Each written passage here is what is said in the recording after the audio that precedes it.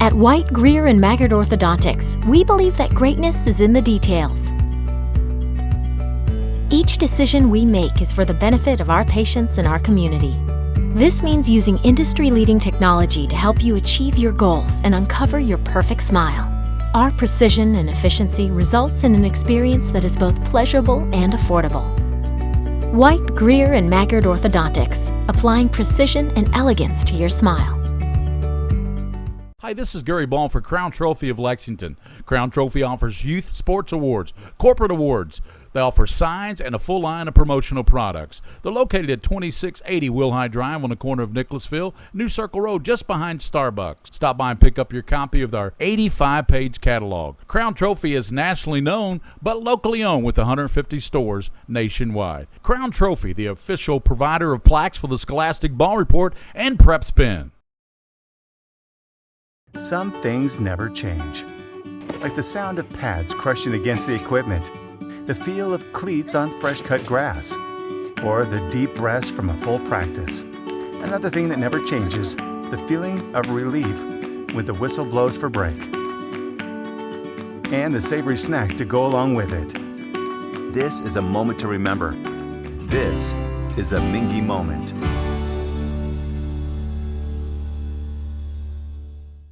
By the numbers, Whitaker Bank loves the Kentucky communities we serve. Whitaker Bank supports 496 Kentucky schools. Over 282,000 students benefit from Whitaker Bank's Kentucky education initiatives. Whitaker Bank has contributed almost $441,000 to education programs for the advancement of Kentucky's youth. We share your passion, Kentucky. Love the bank that loves you back. Whitaker Bank is uniquely Kentucky. Did you know, in addition to education assistance, UPS now provides housing for qualified employees? Through the UPS Kentucky Living Options and Opportunities Path, also known as UPS Kentucky Loop, you can work part-time in Louisville, go to school at Jefferson Community and Technical College, and receive housing for up to 2 years. Earn a degree or learn a trade. It's up to you. Loop benefits are available to those who live outside the Louisville metro area, whether you're just starting college or going back to school. It's time to get in the loop. For more information, visit upsjobs.com. That's upsjobs.com. This is where it all started, right here on this farm. We may have grown over the years, but we've never lost sight of what was important to us.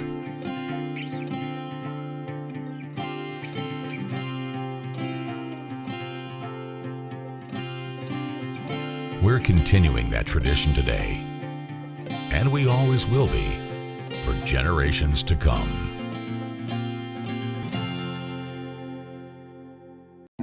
The future of healthcare seems dark at times, but for patients in Kentucky with diagnostic imaging needs, there's a place with clarity and a compassionate staff. Lexington Diagnostic Center and Open MRI provides quality patient care while saving you hundreds to thousands of dollars as compared to hospital-based centers. Remember, for your medical imaging needs, you have a choice. Lexington Diagnostic Center and Open MRI. I work really hard, but I don't make a whole lot of money. And now, my hours are being cut back at work. I've gotten so far behind on my bills, I feel like I'll never get caught up. We're Atkinson, Sims, and Kermode. We're not going to judge you. We've come up with a way to get you started for less. Start your bankruptcy for as little as $78 now. The consultation is free. In Lexington and now in London. I work really hard, but I'm struggling to pay my bills on time. I've gotten pretty far behind and I don't know what to do. Is this happening to you? We're Atkinson, Sims, and Kermode. Bankruptcy could be your best solution. We're here to give you a fresh financial start. Start your bankruptcy for as little as $78 now. The consultation is free. In Lexington and now in Somerset. Well, good evening, everyone, and welcome to Douglas High School. Tonight, the Broncos take on Paul Laurence Dunbar, and it's high school football here on the Minkee Beef Jerky Game of the Week with our coaches Mike Meehan, and also we got Joe Allen, William Warfield producing the King of Stream. It's Douglas coming in 5-0, coach, and they got one of the best quarterbacks in the state. His name is Cameron Jones. It's our first look at him, 6'8", 220 pounds. He's a senior. He's going to Cincinnati next year, and he's completed nearly 78% of his passes. Yeah, that's pretty incredible. Now they've had a pretty easy road. They've had running clocks in almost every game. The biggest thing is their defense is so strong, Gary. Yeah, their defense is very solid. And you look at Dunbar, they come in, their quarterback is Tanner Cox. He's a pretty good sized young man, 6'2", 185, and a senior coach, and you think he's got a pretty good arm on him. I watched him actually watched him in a practice, and I watched him in a scrimmage. And yeah, he does have a good arm. Now, he's having some problems completing some passes, but as a senior, you'd think, he's going to step in there and do a pretty good job. And going back to the quarterback for Douglas, really interested in seeing not just how good he is, but how his techniques are. We'll talk about that as the game goes on. Yeah, you'll be looking at that, Coach. You'll be looking at the techniques, as you always do, the quarterback guru that you are, Coach Mike Meehan. And also DeMarco Fishback, he'll be featured tonight. He's out of the backfield. He has 14 touchdowns, Coach, 10 of those rushing, 4 receiving. He is with 14 touchdowns in 5 games. That's almost 3 touchdowns a game. Right, easy to remember. He's number 6, and he scores 6 every time. Yeah. A lot of breakaway touchdowns, a lot of long-distance touchdowns. He had a couple games where we saw the videos. Yeah. Fantastic runner. And Dre Thruston is the featured back for Paul Laurence Dunbar. He's a sophomore. They think he's going to be a good one. And the featured receiver is Jamarcus Robinson. He's number 18. He's a 5'10 junior. He'll be featured. It's been raining pretty much throughout before the start of the game. A little light drizzle right now, but we're going to step out here on the Minkee Beef Jerky Game of the Week. We'll come back, and it's going to be Douglas and Dunbar. That's our featured game tonight here. We're at the farm at Douglas High School. We'll be back. Take a little walk with me. I'll keep you in good company and be there for you till the end. You'll never be alone, my friend.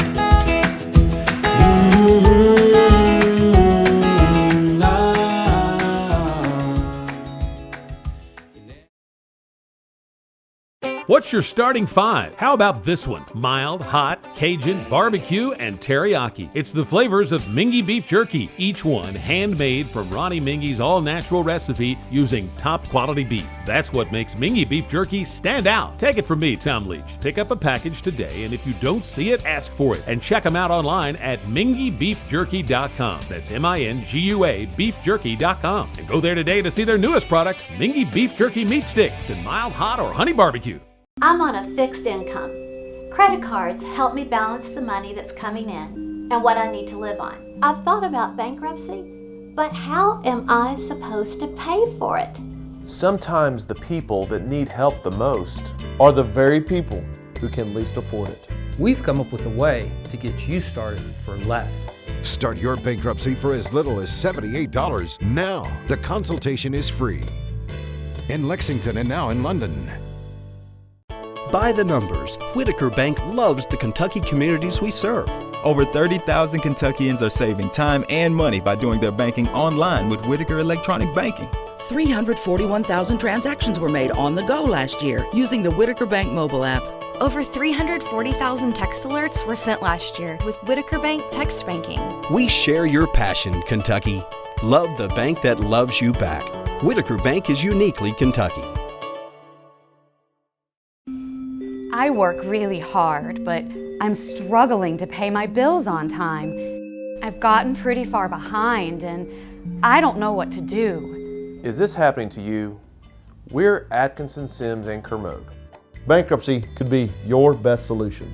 We're here to give you a fresh financial start. Start your bankruptcy for as little as $78 now. The consultation is free.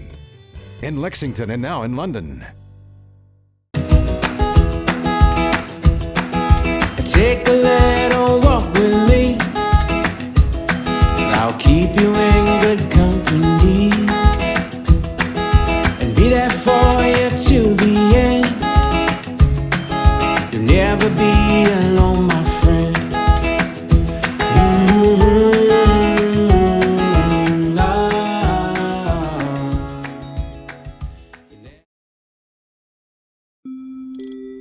I work really hard, but I don't make a whole lot of money. And now my hours are being cut back at work. I've gotten so far behind on my bills, I feel like I'll never get caught up. We're Atkinson, Sims, and Kermode. We're not going to judge you. We've come up with a way to get you started for less. Start your bankruptcy for as little as $78 now. The consultation is free. 859-CALL-US. In Lexington and now in London. By the numbers, Whitaker Bank loves the Kentucky communities we serve. There are 50 Whitaker Bank locations serving Kentucky communities just like mine. 61 Whitaker Bank ATMs throughout Kentucky make getting quick access to cash easy. Whitaker Bank staff serves the needs of nearly 70,000 Kentucky customers every day. We share your passion, Kentucky. Love the bank that loves you back. Whitaker Bank is uniquely Kentucky. At White, Greer, and Maggard Orthodontics, we believe that greatness is in the details. Each decision we make is for the benefit of our patients and our community. This means using industry-leading technology to help you achieve your goals and uncover your perfect smile. Our precision and efficiency results in an experience that is both pleasurable and affordable. White, Greer, and Maggard Orthodontics, applying precision and elegance to your smile. I work really hard, but I'm struggling to pay my bills on time. I've gotten pretty far behind and I don't know what to do. Is this happening to you? We're Atkinson, Sims, and Kermode. Bankruptcy could be your best solution. We're here to give you a fresh financial start. Start your bankruptcy for as little as $78 now. The consultation is free. In Lexington and now in London.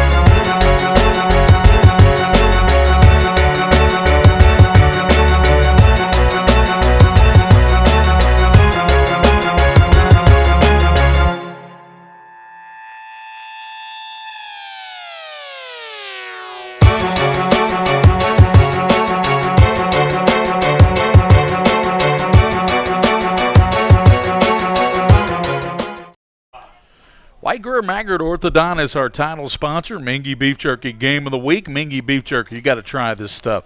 UPS Kentucky Loop. Our replays are brought to you by UPS the Kentucky Loop. Bob Roberts Insurance, sir. Sponsors of the Halftime Report. Sutherland Chevrolet Drive of the Week as we head down to Nicholasville.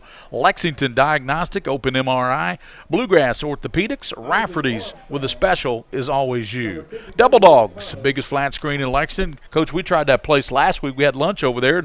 Man, those are pretty good dogs, aren't they? Pretty good dogs, and Huge screens. Man, I tell you what. I mean, you're right. You can watch any game going in there. Whitaker Bank, uniquely Kentucky, the Kentucky Scoreboard Show. That's 10 to midnight.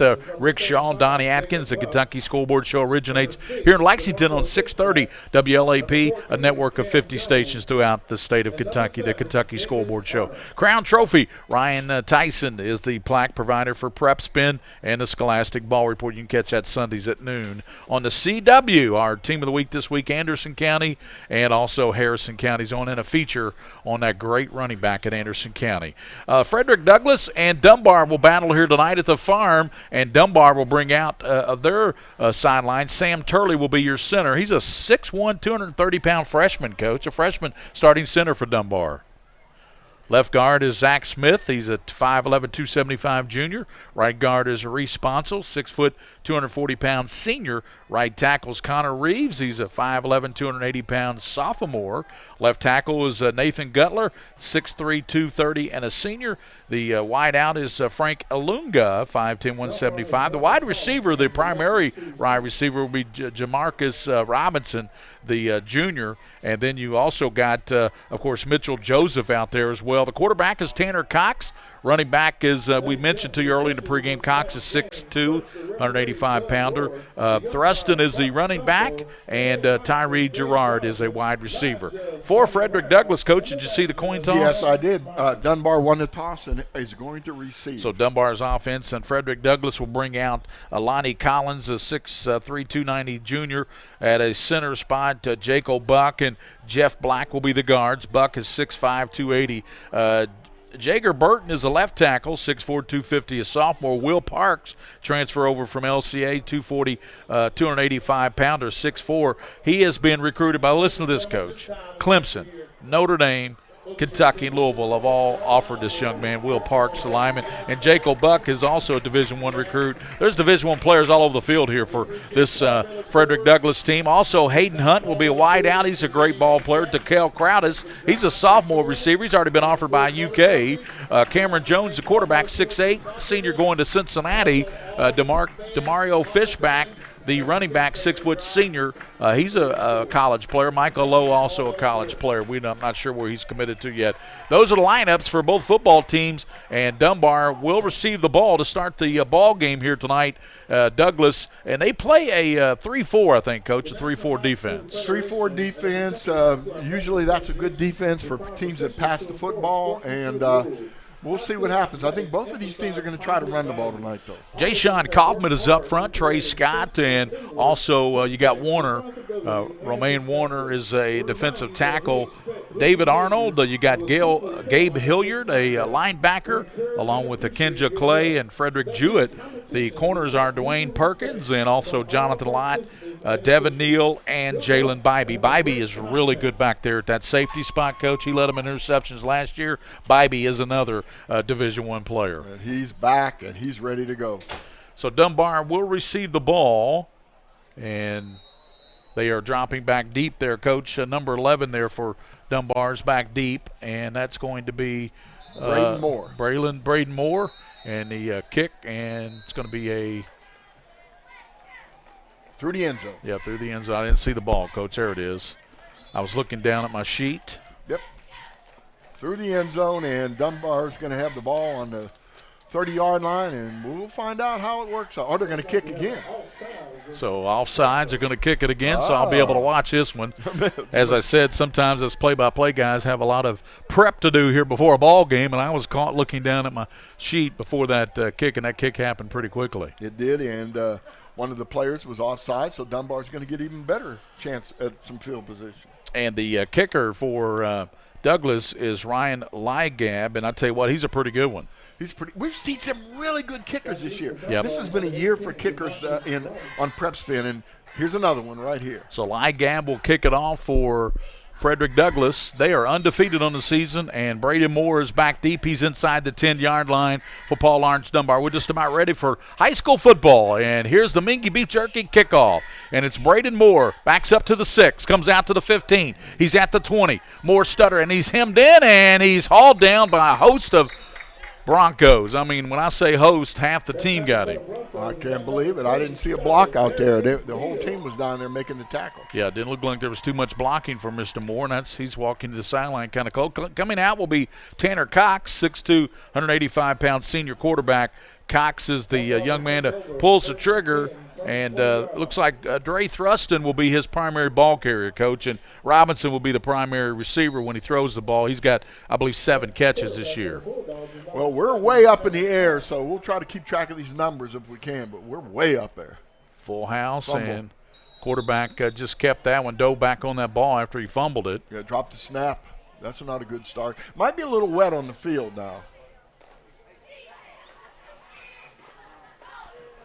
Robinson goes a long way back for that one. The right receiver goes back to the huddle, and that's a long way, Coach, for a fumble. So no gain, 2nd down and 10 for Dunbar. They are at the 20-yard line.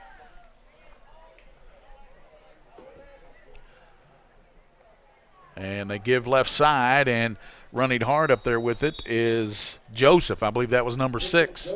Yeah, Mitchell Joseph, the ball carrier. Trying a little power play off tackle, and nothing there. Just a really good job of defense. Yeah, they've come in with Joseph at running back. Thruston's not in the starting lineup, and that's who Coach Wesley Johnson gave to us as a starter. But right now he's going with Mitchell Joseph in the backfield. So 3rd down and 10 for Dunbar. They haven't gone anywhere in 2 plays. Fumbled the ball and then run off left side. It didn't go anywhere. I formation. They give the right side, and Joseph's trying to keep his balance, hit, knocked down, and good play turned in there by defense of the Broncos. Yeah. And the play was made by Kaufman. Jay-Sean Kaufman made the play along with Hilliard, the linebacker. There was a hold there originally, and Jay-Sean Kaufman reached out with a big arm and brought the runner down, or at least got a good grip on him. So Dunbar will punt back inside the 10, a high snap, and it's blocked by Douglas, and let's see, they have the ball at about the 18-yard line, don't they, Coach? Yeah, they do, and again, that was a decent snap. It was a little high. The punter did a good job of getting it off, but to tell you the truth, they were in there real quick to block that ball. Connor Reeves up front for the defense. Also, they've got Sam Natower and Nathan Gutler, Joel Jones, Nate Thomas, and also Armstrong and linebacker Braden Moore. In the backfield is Sam Turley, Mario Paul, Dre Thurston, and Landon Jackson. Those are in the defensive backs for back in the Cameron Jones. Little flare out to Fishback. Fishback to 15. Fishback to the 10, to 5. There's a flag down as he takes it in for the touchdown. But there is a flag down. It might be a hold against Douglas. It might bring it back. Yeah, I think there was either a hold. There was also a block in the back. I don't know if which one they called, but that will definitely come back. Yeah, the official's right there on top of it. So Douglas scores on their first play, but it'll come back because of the penalty. So that'll be a 15-yarder. It's homecoming here tonight at Douglas High School, and so we'll have the homecoming King and Queen Court at halftime. We'll have that for you, Coach. That'll be special festivities. Yeah, it's fun. Homecoming, a big deal. It's a big deal at every high school in the state, and I'm sure it'll be a lot of fun here too. That penalty only moved it back to the 23, so it'll be 1st and 15. So it was from point of the contact. Yeah, exactly. 1st and 15. Cameron Jones, wideouts both sides. Jones back, flares it over to pass, and it's called by Hayden Hunt. 15. Hayden Hunt to 10. 5. Down to the 3-yard line. So pick up of about 20 yards, and he's down to the 3. So Hayden Hunt, 6'1" senior. Well, that was, he looked fast on that play, didn't he? He did. Ran a little flare pass to the outside. He broke one little tackle that was possibly have got him early, and he was in. I thought he was going to get in the end zone, but they got him on the 3. 8:57 to go in the first period, and already Douglas threatening. Cameron Jones gives inside Fishback, breaking tackles, and he gets in, touchdown. That's his 15th touchdown of the season for Demario Fishback. 15th touchdown. He broke the initial hit. I tell you what, yards after contact by Fishback is extraordinary, and Douglas goes up 6-0 on the Fishback 15th touchdown of the year. Yeah, all set up by a blocked punt that gave him really good field position. And again, Fishback carried the ball in, got through the line of scrimmage without being touched. So Ryan Ligab will come in for the point after touch. Now they're going to go for two, and they run it in on the 2-point conversion. And that was number 5, Coach, and that is Devin Neal running that in for the 2-point conversion. We've seen a lot of that this year. Yeah, a we lot have. of teams going for 2 points. So 8:47, it's 8-0. Douglas jumps out on top of Dunbar here with covering this game tonight. Dunbar and Douglas, we have covered every Lexington team in this year. So all Lexington teams have been on. Of course, Catholic and LCA have been on a couple of times. We'll be back on the Minkee Beef Jerky. 8-0. Douglas jumps out on top of Dunbar.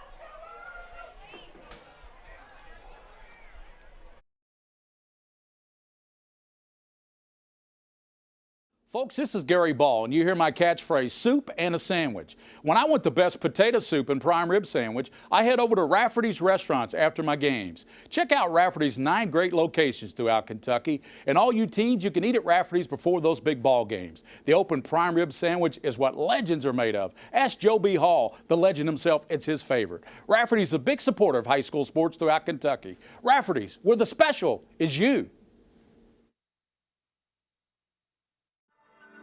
I wanted to get back. 8-0, and here's the Ligab kick to Robinson this time. He's back deep. He takes in at the 3, out to the 10, 15, dancing, hit hard, and knocked down at the 17-yard line. Wow, they're just not getting any yardage on the kickoff return. It looked like Perkins got down there to get him, number 19, for the defense of the Broncos. The Broncos up 8-0 here. And we have, in the first period, 8 minutes and 40 seconds of football, and Douglas all over Dunbar. Let's see what Dunbar can do. They're going to try to spread it out a little bit, it looks like, on this series. Yeah, they're spreading out the defense, but those secondary people are playing man on the outside, zone on the inside. So Cox with that inflection trying to bark him offside, and doesn't work. Tanner Cox out of the shotgun. Back to pass, and he is going to be sacked at the 10-yard line. And coming in there to get him was double Nichols, and that, of course, Jay Sean Kaufman got him. Again, Kaufman was the one that got in there earlier to stop the play. Yeah, Dunbar's going the wrong way, Coach. Yeah, well, you know what? They're the brand new coach. He's trying to get this team worked around. It's a program's been here since 1990 and had good years and not so good years. Tanner Cox out of the pistol. He's got Thruston to his right. Oh. Snap, and he's going to be sacked again back at the 3-yard line. They're just bringing the house on him. Douglas, the worst thing that happened, the two Douglas players ran into each other that time as Arnold and Kaufman kind of hit each other and got up a little slow. Well, I'll tell you what, they just bring in the house. They're bringing the linebackers. They're coming hard on the outside, on the inside, and Dunbar just doesn't have enough juice to block them. So brings up 3rd down and 22. They've got to get out to the 28-yard line for a first down. No, they got to get out of the end zone. Yeah, well, they got to get to 28 for a first is what I'm saying. 3rd down. See what they do here, Coach. High formation. Quarterback, and he gave to the first man through. He didn't get very much. No. But I know they didn't want to drop back in the end zone and try to throw. Gabe Hilliard made the tackle. And the ball carrier that time was 52, Coach. Had a big fullback in there. Yeah, that was right. They put the big kid in there, Nate Thomas, 240-pounder in there at fullback, and he didn't go very far. Well, he just wanted to get out of the end zone, wanted to get some room. Here we go again. Punter gets it out of there. Decent punt. Fishback back deep.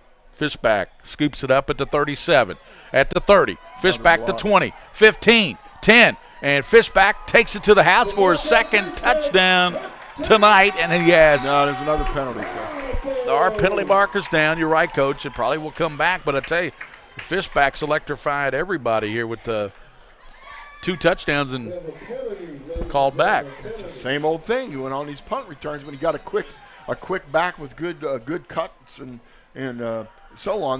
The alignment have a tendency to grab a hold. Yep. Coming up on the Roberts Insurance Halftime Report, Coach Mike Meehan will give you the UFOs, and also you make the call. It's become a very good subject here at halftime, Coach. Did you see that replay there of the? Yeah, we have a player down, and William? Did you see how he got hurt? He got hit. It is a Dunbar player. That's all we can tell you. We can't give you a number, but there's a Dunbar player in the end zone. And looking at Kentucky loop here. Yep, 6:35 to go in first quarter. You see those great moves by Fishback.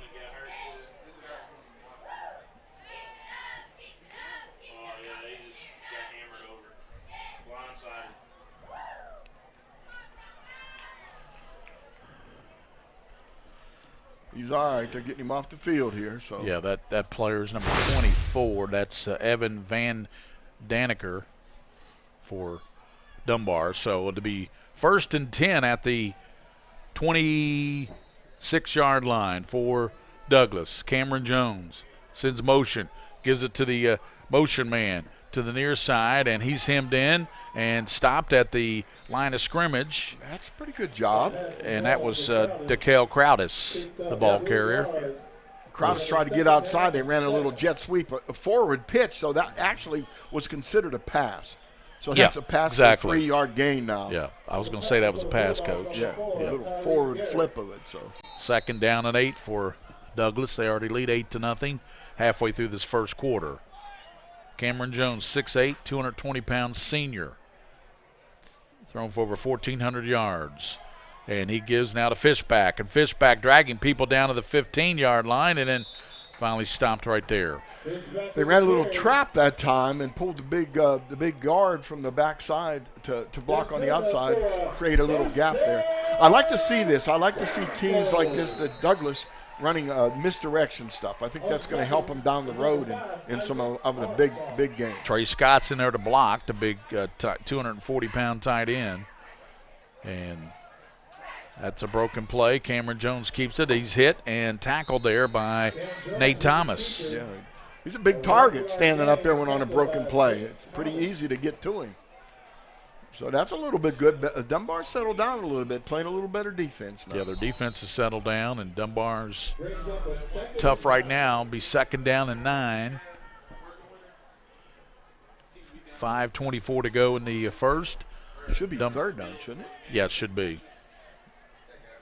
So Douglas looking, throws it in the corner of the end zone, and it's going to be no flag. Oh, man. There was some contact before the ball got there. Yeah, there was a lot of contact. The ball was thrown out of the end zone, but still. Montavian Bean was the intended receiver, Coach, number 2, and there was some contact. Boy, he's pleading his case, but I don't think he's going to win. No, he got tackled from behind. Bean played quarterback last year for Douglas a little bit. He sure did, yeah, exactly. Started out at Henry Clay, I believe. Yes. He was the quarterback there a couple years ago. Cameron Jones back in the pocket and throws it as it's going to be a touchdown on a catch by Hayden Hunt. Boy, dove up over the receiver and hauled it in the end zone. What a circus catch by Hayden Hunt. Yeah, that was a big catch. A big hit by one of the Dunbar players, too, come up there and took him on, but just he still made the catch. So Hayden Hunt with a nice catch. When he knew when he caught that ball, coaches, he was up in the air that he was going to be leveled, and he was hit hard, but he held on to the football. Yeah, that's a big-time catch. He did a backflip. Another fake. Bean looking to pass it, throws it, and it's going to be dropped, and it was dropped in the back of the end zone there by Jack Thomas. Yeah, nice throw. Thomas had it right in his hands, but he dropped it. Hit it right in the numbers. 14-0 with 5:04 to go in the first. Douglas on top of Dunbar here. We'll be back on the Minkee Beef Jerky High School Football Game of the Week.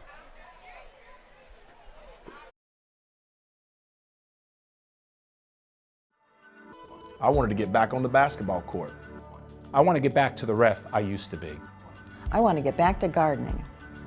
I want to get back to playing with my band.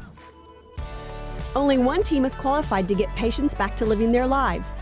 Bluegrass Orthopedics has physician experts to assist in your recovery, whether it's an injury or chronic condition. Bluegrass Orthopedics provides convenient, specialized, and comprehensive care for your unique life. By the numbers, Whitaker Bank loves the Kentucky communities. Fish back anymore. Ryan Ligab back, and Thruston back deep. Thruston takes in at the 10. Thruston to the 20. He's got some speed up to the 30, and boy, Thruston's showing some good speed there. He nearly broke that one. He's upset with himself that he didn't get further than the 33-yard line. He probably thought he should have got to the 40, so good return there, though, and that was Dre Thruston, the 175-pound sophomore, Coach. Yeah, he looks good for the future. Actually, he would have beat that last man. Yeah. He could have gone to the house on that. It's 14-0. The Douglas Broncos on top of Dunbar right now. Gary Ball with Mike Meehan, Joe Allen, and William Warfield, the king of stream, 1080p. We're going to find out what's going on with this blocking because that flag, there's another flag. It's going to take it back. So Dunbar will be penalized again. And that's a shame, Coach, because that negates a great return by Thruston. Absolutely. He was up to the 33, and they're going to mark it all the way back to the 15-yard line, 16-yard line. That's a heartbreaker. So Tanner Cox, he's got Thruston to the right, triple receivers out to the right, receiver out to the far side, the close side, but three receivers to the near, Thruston to his right. Tanner Cox taking a long time here to get this thing set. Yeah, I don't know what's going on with these officials. So Tanner Cox, right-handed quarterback, waiting for the snap, and the receiver took off before the ball was snapped. So it'll be another 5 yards, Coach. Yeah, that's not good. We've mentioned this before many times. Wideouts should never jump. They should never jump. They should be watching the ball. When the ball moves, they shouldn't move. They shouldn't be listening to the count. So Cox, Tanner, waiting for the count again for Paul Lawrence Dunbar.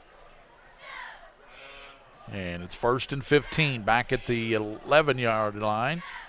Cox waiting for the snap.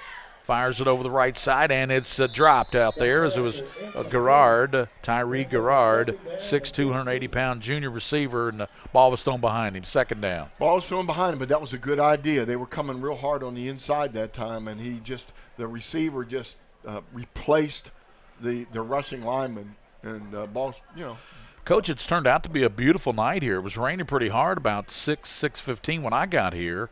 And all of us, when I was walking up to the box and got all wet, but it's turned out to be a pretty good evening. So far, so good. Tanner Cox on 2nd and 15 throws it deep down the left side, and it's incomplete.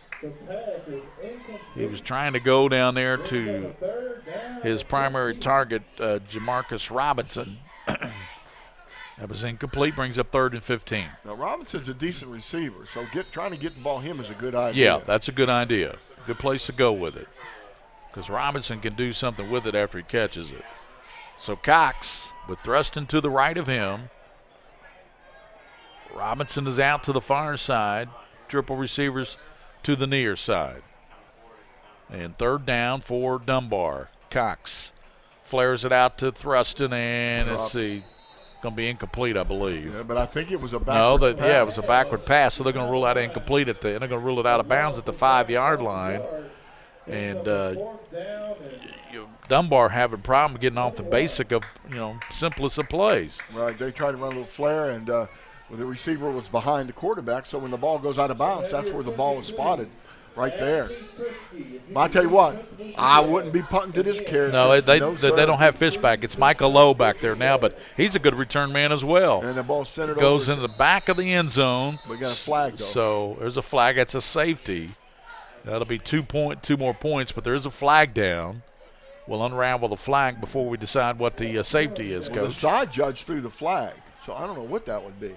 We have 4 minutes, 42 seconds here in the first quarter. It's 14-0 or 16-0 if they get that safety. Well, let's see what the white hat says here. Well, the white cap Procedure. is Doug Rohr, Mark Stumbol's the umpire, head linesman's Dan Donovan. Dana Brown is your line judge. Norman Smiley is the back judge. So it's both. They had the safety and the penalty was against Dunbar for procedure, movement on the line before the ball was snapped. So that does make it 16-0. They get the 2-point safety. Talking about Douglas. And Douglas has, I believe, Bryan Station next week, a showdown over there. In 2 weeks, the PrepSpin crew will be back here, Coach. All of us will be back here for that Douglas-Scott County showdown. Yeah. Now, Gary Ball, Dunbar's quite outmatched in this game. But maybe taking the safety was their best thing, because they're going to be punting from the end zone with about a 10-yard snap. Yeah. To receivers who can run it back and get 6. Michael O was chomping at the bit, wasn't he? So this way they're kicking the ball from the 20 and possibly get better field position or flip the field a little bit if they get a decent kick here. Yeah, Now after safety, the team with the kicks off gets to put the ball on the 20, and they can punt it or they can kick it. Yeah. From a tee. It doesn't matter. Back deep for the Broncos, number 8, Hayden Hunt, and number 11, Daykel Crowdis. Daykel Crowdis and Hayden Hunt back deep for those two dangerous the Broncos. They're standing at the 37-yard line.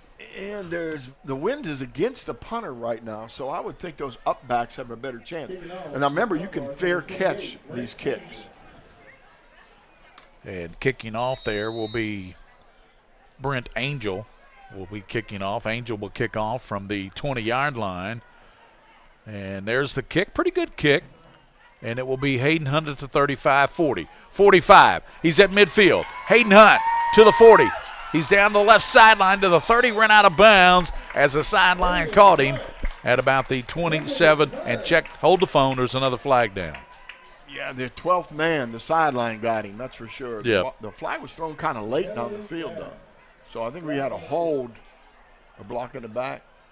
Against Douglas. Yeah. They've already had 2 touchdowns called back in the first quarter, Coach. Yeah, well, they're getting carried away. These guys start breaking for these long runs, and they're just blocking people in the back and grabbing a hold. Of course, they still have a 16-0 lead.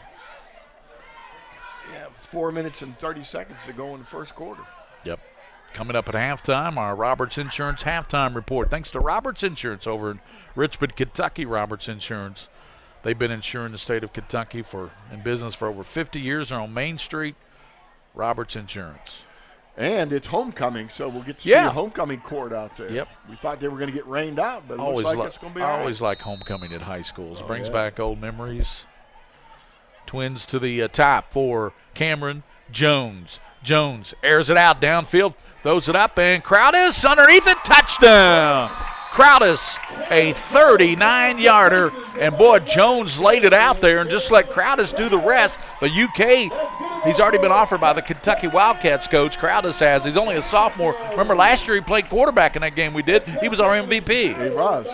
He threw that ball about 50 yards in the air. It was an awesome throw. Cameron Jones headed to Cincinnati. He'll play for the Bearcats and be coached by Gino Gaduli, the quarterback coach at Cincinnati. There actually was some pressure on him that time. They're going for 2 every time. And they did not get it that time. So it was no good as they tried to run that one in, Coach. And that was for Douglas. That was Devin Neal, number 5, trying to run it in. He did not get it in. But we have a 22-0 score here with 4:27 to go in the first quarter. 22-0. Dunbar on top. We'll be back on the PrepSpin game of the week on the Mingee Beef Jerky High School Football game of the week. We'll return.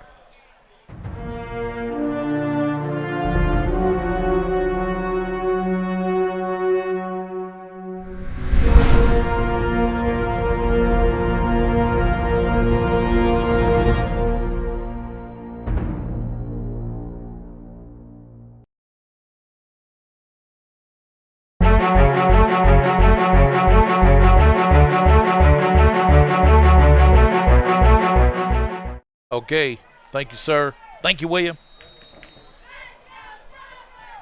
Welcome back here to Douglas, 22-0 Broncos. Ligab kicking off to Thruston. Thruston catches it at the 5, reaches up. He comes out to the 10, and he is going to be upended at the 12-yard line. I believe Mr. Thruston needs to let that ball go in the end zone. Yeah, that would have been out to the 20, and Dre thought he could. He made a nice catch on it, but he's only out to the 20. And Perkins made the tackle there for the Broncos. Number 10 is shaken up a little bit there for the Douglas Broncos, but looks like he's going to stay in the game. He's going to stay in? Let's see if Dunbar can muster some offense. I don't even think they have a first down, do they? No, I've been going backwards. Again, that's a strong defense. It's up there. Got him disorganized a little bit there. And the ball carrier, right side, goes to the fullback. And he's got, and that was Clay. I've always wondered. Yeah, Alex Bard. It's kind of crazy. The quarterback keeps going all the way to the sideline to get the play. That's a lot of running during the night. They're back in that I formation. It's the only thing they can do is try to get those linemen foot to foot. They give it to Thruston, and no gain. He loses yardage again. And it's tough. They're just having a really tough time, Gary, running against that defensive front. Yeah, they tried Mitchell Joseph that time. Mitchell Joseph, and he didn't pick up anything. 3rd down and 14 for Dunbar. And the problem is, Coach, they're not getting any time. If they pass the ball, Cox doesn't have time, and that's the key to this game right now, the line of scrimmage. Yeah, they're playing the whole game back inside the 10-yard line. You're right. And it's going to be fumbled, and it's going to be, let's see, recovered it, and Douglas has it at the 10-yard line. Yeah, it's inside the 10, too. Yeah, you're right. Yep, I was. Insult to injury here, I'm telling you. Frederick Jewett, they said 15, got on that fumble there at the just inside the 10, Coach. Just inside the 10. I think we're going to get a dose of Fishback here. So here comes the orange-clad Douglas Broncos. Fishback is back there with Jones. Crowdis and Hunter out to the top. Michael Lowe's to the bottom. And they got the tight end to the left side, and official's going to call the timeout. Illegal substitution. Against Dunbar. Yeah, they had an extra man in there or something. You count 12? You count 12? Joe, you see 12 people in the camera? Looks like it, yeah. They got 11 in there now. They got him off the field. Must not. I don't know if he got off in time. I didn't see an extra person. So that takes it inside the 5, and Jones gives the Fishback, and he's going to leap in there. He just drags the guy into the end zone. Touchdown, Fishback. And that will be his 16th touchdown of the season. Well, I tell you what, the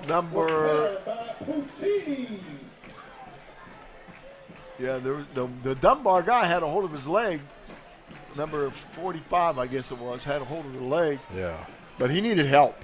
And DeMarco Fishback, though. He just didn't get any help. He's been dragging people. Yeah, but again, you can't tackle that guy by yourself.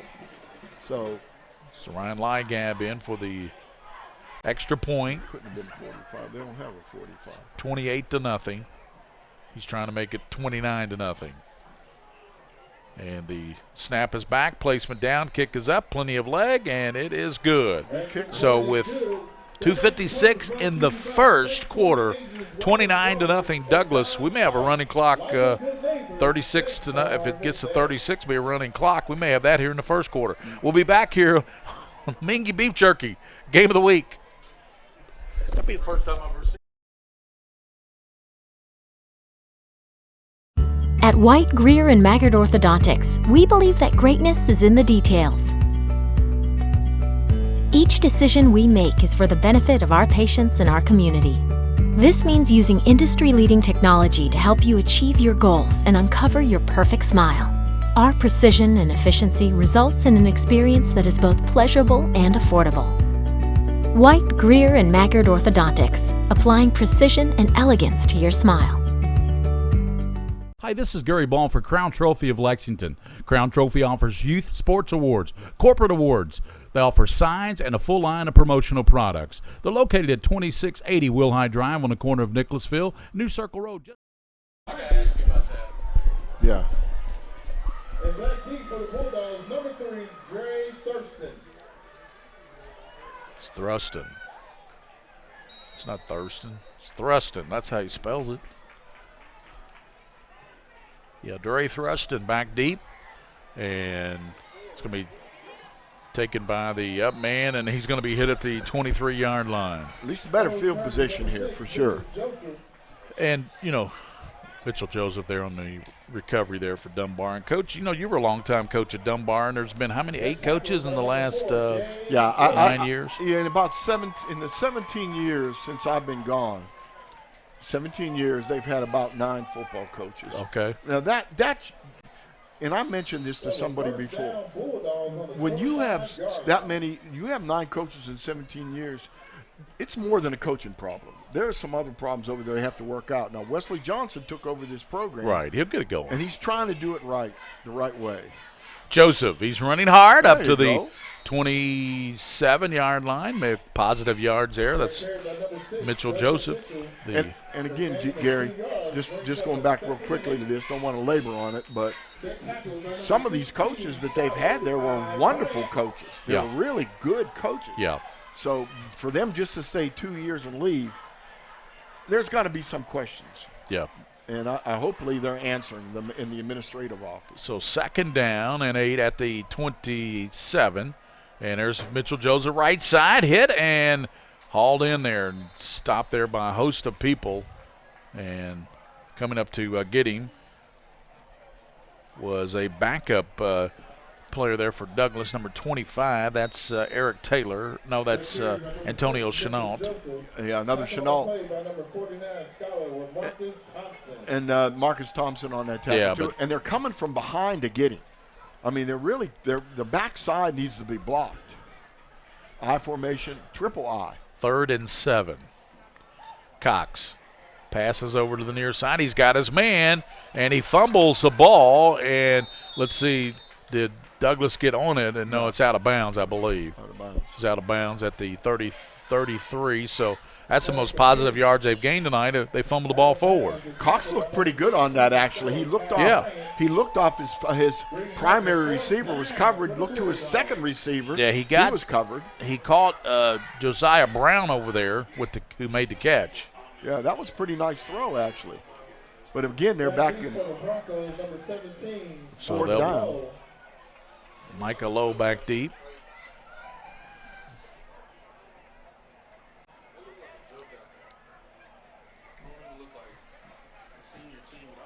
Let's see if they're coming again. Brent Angel does the punting. Angel, pretty good punt there by Brent. And Michael Lowe takes it at the 45. He's up to midfield. Low to the 45, and finally tackled there on a good tackle there by Dunbar. Did you get that number? Because he did a super job of chasing him down. Yeah, it looked like 49. Jacob Green, 49. Jacob Green. First, they've got the football at the 44 with a minute 25 here. Douglas leads 29-0 here in the first quarter. A touchdown and a conversion, Coach, and we'd have the running clock already started. It might be a good thing for Dunbar. They're just really trying to find themselves. They are, yep. Jones is going to keep it down the middle. He's to the 35 and dives forward down the first down to the 32-yard line. That's a pretty good run.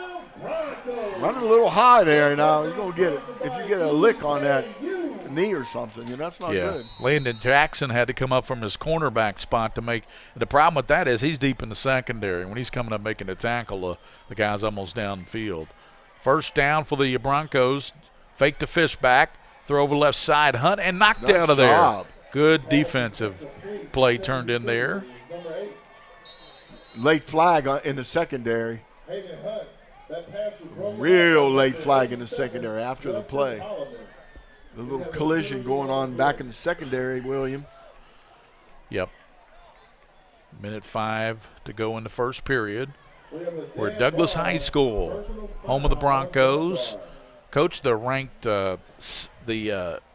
Dave Cantrell rankings have them number 1 in the state, Douglas, and they're ranked in the AP poll behind Mayo, and Scott County's up there too. So Scott County and Douglas are 2 and 3 in the state. And I want to see Trinity when they come back and start playing regular schools. No, it was way in the backfield. Yeah. Yeah, it was way in the backfield. It was a Dunbar player got called personal foul, a little late hit after the whistle. So Micah Lowe in motion, and they give it, and they keep it. That's Crowdis on the Wildcat, and Crowdis on the Wildcat. He was in there, and that's a pretty nice lost. job. Yeah, pretty good defense there by Dunbar. Yeah, number 3, Thurston came up. Thurston came up to make the tackle and just really ripped him pretty good. Douglas is playing around here a little bit now. They're trying some different things. They're trying some Wildcat stuff. They're trying jet sweep. We saw that earlier. Interesting who they're going to try to put the ball in the hands of. Yeah, Cameron Jones in the backfield. Snap, pass over the right side, and it's caught down to the 10-yard line. Micah Lowe with the catch. Yeah, that's a nice job.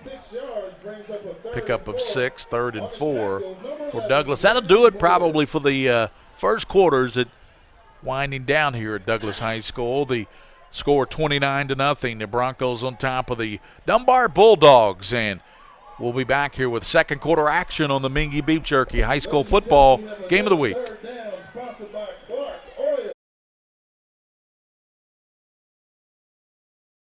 Some things never change, like the sound of pads crushing against the equipment, the feel of cleats on fresh-cut grass, or the deep rest from a full practice. Another thing that never changes, the feeling of relief when the whistle blows for break. And the savory snack to go along with it. This is a moment to remember. This is a Minkee Moment.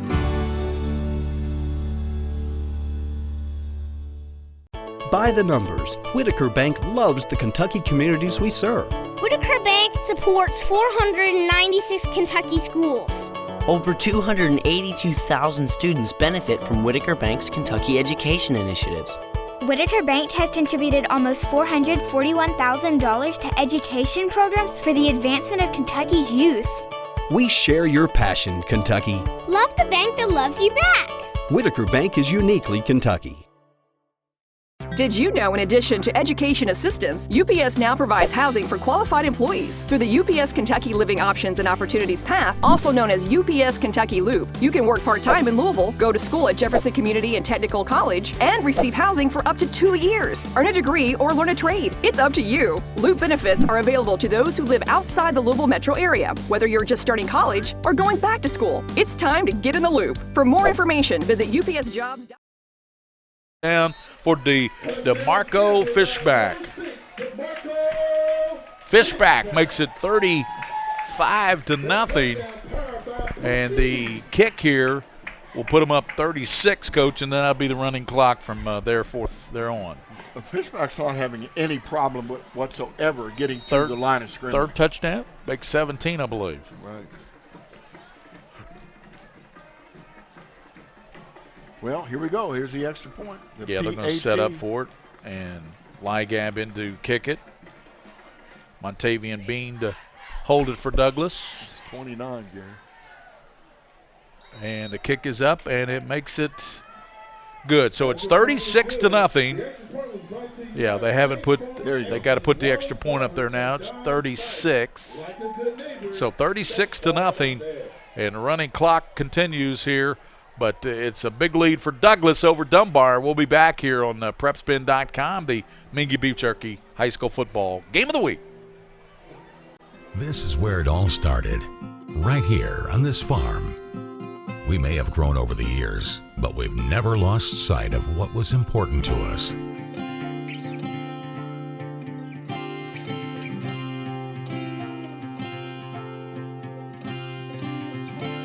continuing that tradition today. And we always will be for generations to come.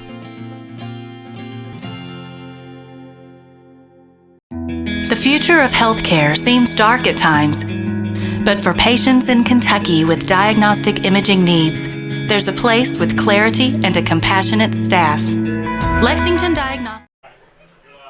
36-0. Douglas on top of Dunbar. We got the running clock here at Douglas High School. Gary Ball, Mike Meehan, William Warfield, the king of streams. Short kick and scooped up at the 15 and slammed down at the 17-yard line. Yeah, the one thing you can't do on a kickoff return is dance around. Yeah, Thruston had the ball, and he didn't do anything. He didn't run upfield.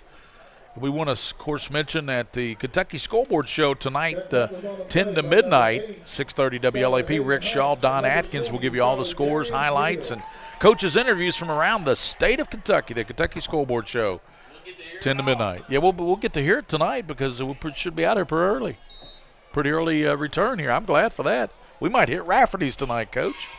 We might. Passing yards, 121 yards in the first half for Frederick Douglass, 6 for Dunbar.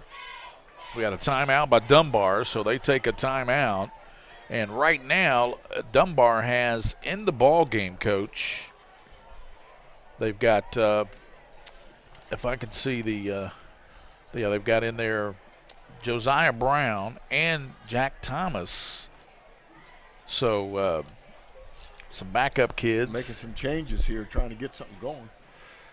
Total offensive plays and yards, PLD 16 plays for 18 yards. Frederick Douglass 13 plays, Gary, for 175 yards offense so far in this game. The Fishback, let's see, he's averaging 13 yards a carry. That's all you need to know. And he's got, what, 3 touchdowns? Or yeah, three touchdowns. 3 touchdowns. Cameron Jones passing the ball. He's 4 for 6 for 121 yards.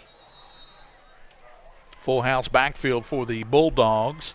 Tanner Cox gives to the second man, Thruston, and he's running hard. Good run there by Thruston as he picks up some positive yards, maybe 4 or 5. Well, that's all you can hope for now. All you can hope for with a team with a brand new coach that's really trying to build a program or start the program, rebuild the program, I'm going to say. The ball carrier that time, was Alex Bard. Another hard-running kid. So, Coach Johnson told me today on the phone, we talked a little bit. Yeah, he said he knows he's outmatched, but he said his kids won't quit. They're going to try for 4 quarters. They're going to do the best they can. So 10 minutes to go in this first half, and the Broncos of Douglas on top, 36-0. Handoff going left side, and nothing there. Good play turned in defensively. That's Bard again, I believe. Yep, Bard the ball carrier. They're using a lot of different backs. We were told that Thruston would be the primary ball carrier. Well, again, they're just searching. They're trying to find some combination, something that would help them. And hopefully, with a being this far behind, Freddie Douglass will make some subs, and we'll see some different players.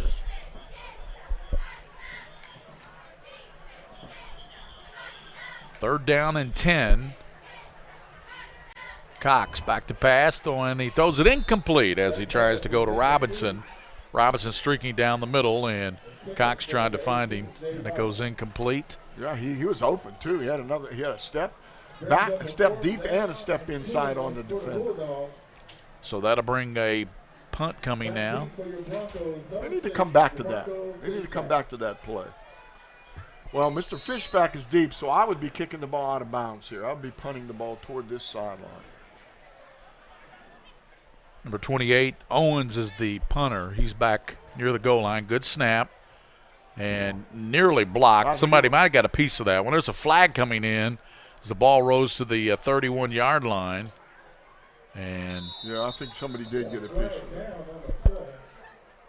And I think somebody did too, Coach. I think somebody got a piece of the punt there for Douglas. And there is a flag down with that clock continuing to run. 8 minutes and 10 seconds to go here in the first half. Running clock. It's 36-0. Douglas all over Dunbar.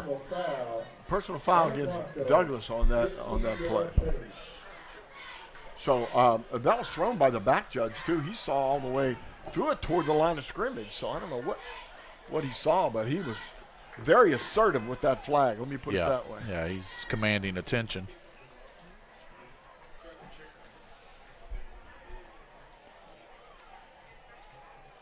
Doug Rohrer is your white cap referee. It's going to be against Douglas. So that moving back. You know, looking at Dunbar down there, Coach, they got some good-sized kids. 52's a big kid, and 59 for Dunbar is a nice-sized kid.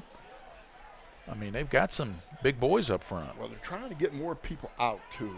Supposedly there's kids walking around that hall that could really help his football team. It's one of the biggest schools in the state as far as public schools, right? Over 2,000 kids or 2,100, 2,200? Yeah, something like that, yeah. 6:58, clock continues to run. So Dunbar trying to hold Douglas. They have it at the 46. Cameron Jones, a 6'8" quarterback. Fakes to Fishback, fires over to Hunt. Right side, Hunt, the 40. Hunt breaking tackles down to the 30. There's a flag down as Hunt is shoveled out inside the 17-yard line, but there is a penalty marker down. Yeah, that was again, that was another one where barely thrust, and again was in there on the play to make the tackle. So I think they called it on Micah Lowe out there. The wide receiver was blocking, and so they called it on him. Holding on Lowe. Officials have been real busy with these penalties. That clock continues to run, though, Coach. 6 minutes and 8 seconds to go in the first half. Continues to run. You're in a running clock already. It's a struggle. But you know what? I'm going to give you a quote, Gary. If there is no struggle, there is no progress. You know what that quote's from? Frederick Douglass, the abolitionist. Pass over the middle to Micah Lowe. And he is going to be tackled. Good open field tackle there, turned in. And flags come in late. Yeah, a little pushing and shoving. You got to watch that stuff. You can't take a chance on getting ejected from a game like this. This might go against both teams. So Lowe hauled it in. He was trying to make up for that holding call in the last play. Made the catch, and then as he was running, and the play was made there by Dunbar, and Jacob Green, I believe, had him. No, both teams. So there'd be offsetting. Foul against both teams will set it down at the 42-yard line, and that's where the Broncos of Douglas will have it with 4 minutes and 54 seconds to go first half. And it will be first down from there. 6 yards to go for Douglas. No, excuse me, second down. Second down. Triple receivers to the near, and Cameron Jones. And quick snap. He didn't expect that. Yeah. Jones didn't expect to snap, but he takes off running toward the sideline. And why in the world did they blow the whistle on that? To me, that was just the centering the ball early. What did the officials see? Well, what he saw was he blew the whistle before the ball was even snapped. False start he called. Huh.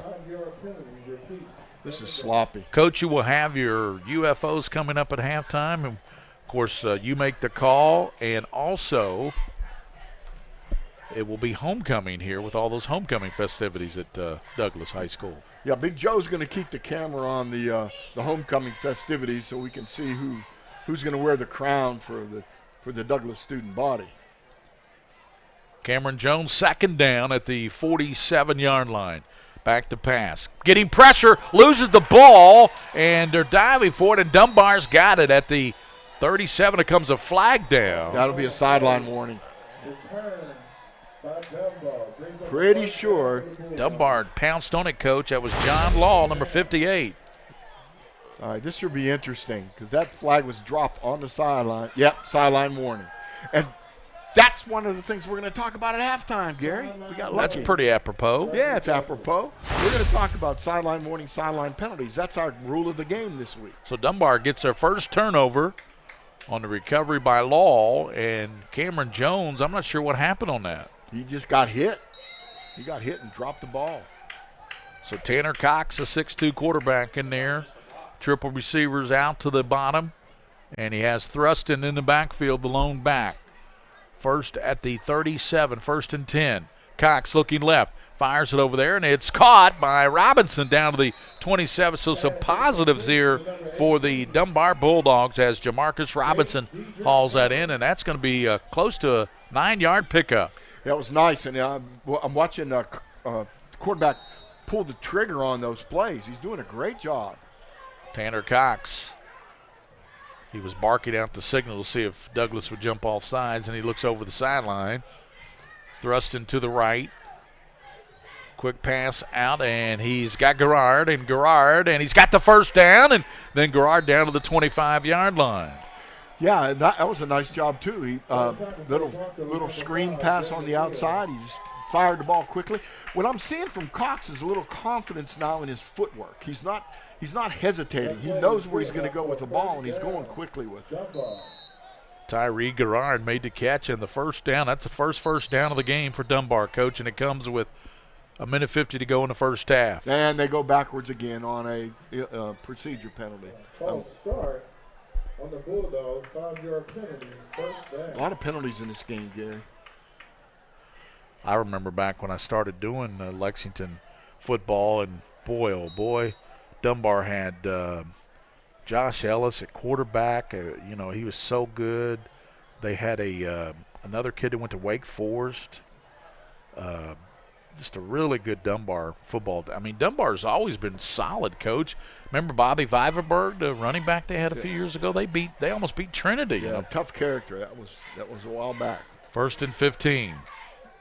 Pass out Thruston, and he can't handle it, and it's scooped up, and it's going to be ruled an incomplete pass. Oh, that's 38 close. Was trying to shovel it to himself out there to take it the distance. Yeah, he was. He thought that was a backward pass, and it was close now. It was close. Second and 15. 47 seconds, Coach. I'm not sure they'll have enough time for enough play, but looking forward to your Roberts Insurance halftime report. Bob Roberts Insurance halftime report.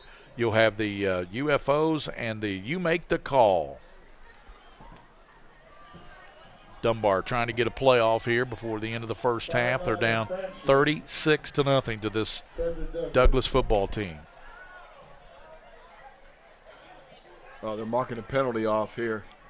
And the clock's still running. That's not that's really not right. Really. They should call it. Dunbar should call a timeout. And it's enough for the first down. The Dunbar called a timeout here with 10 seconds to go. Yeah, those were good days, Gary. You're talking about with Viberberg was a heck of a running back, and Josh Ellis, his brother still plays professional baseball. Right. And Josh was a good pitcher also. And then before that, we had Chip Franklin as a quarterback, did a great job. And before that, of course, my son, Ben, was a really good quarterback, a great quarterback. So, yeah, we've had a lot of success at Dunbar. Just lately, it just, it has been no consistency. Yeah, Louisville DeSales leads Lexington Catholic 17-7 in the second quarter. Henry Clay's playing Lafayette tonight. I believe that's over at Lafayette, isn't it, Coach? Yeah.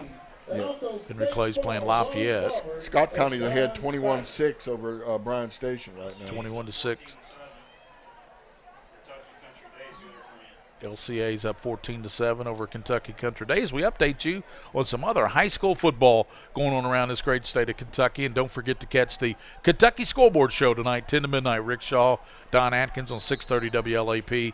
They have coaches and scores from all over the state of Kentucky. 630 WLAP. Pass over the right side to Garrard, and it's, I tell you, good play over there turned in, and that's Jalen Bybee over there. He's a good secondary safety back there, Coach. Dunbar called another timeout. They're trying to get one last play in with three seconds to go in the half. With that running clock, you almost have to call a timeout to stop the clock. Yeah, you do have to do that. Unless there's an injury, that's about it, Officials timeout. Or an injury.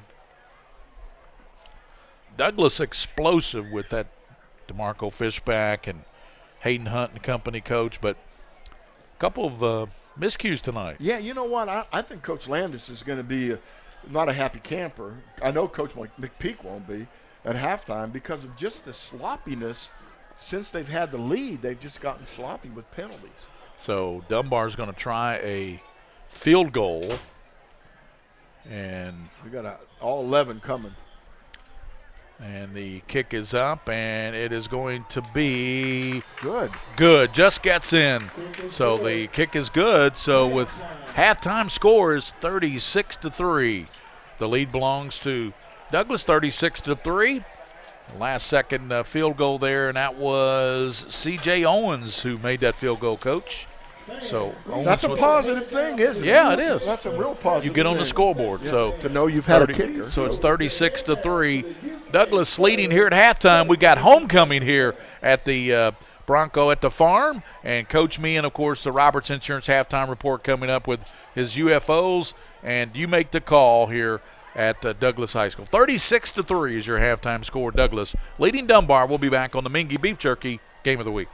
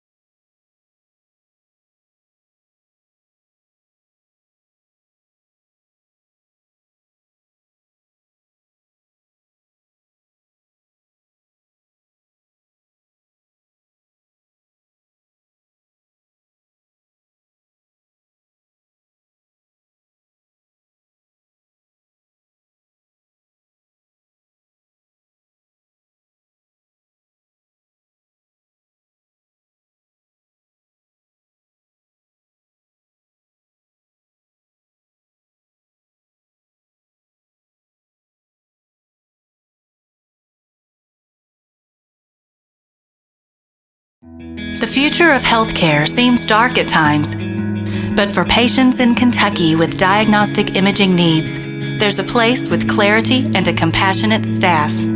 Lexington Diagnostic Center and Open MRI provides quality patient care while saving you hundreds to thousands of dollars as compared to hospital-based centers. Remember, for your medical imaging needs, you have a choice. Lexington Diagnostic Center and Open MRI. I work really hard, but I don't make a whole lot of money. And now, my hours are being cut back at work. I've gotten so far behind on my bills, I feel like I'll never get caught up. We're Atkinson, Sims, and Kermode. We're not going to judge you. We've come up with a way to get you started for less. Start your bankruptcy for as little as $78 now. The consultation is free. 859-CALL-US. In Lexington and now in London. I work really hard, but I'm struggling to pay my bills on time. I've gotten pretty far behind and I don't know what to do. Is this happening to you? We're Atkinson, Sims, and Kermode. Bankruptcy could be your best solution. We're here to give you a fresh financial start. Start your bankruptcy for as little as $78 now. The consultation is free in Lexington and now in Somerset. Take a little walk with me. I'll keep you in good company and be there for you till the end. You'll never be alone, my friend.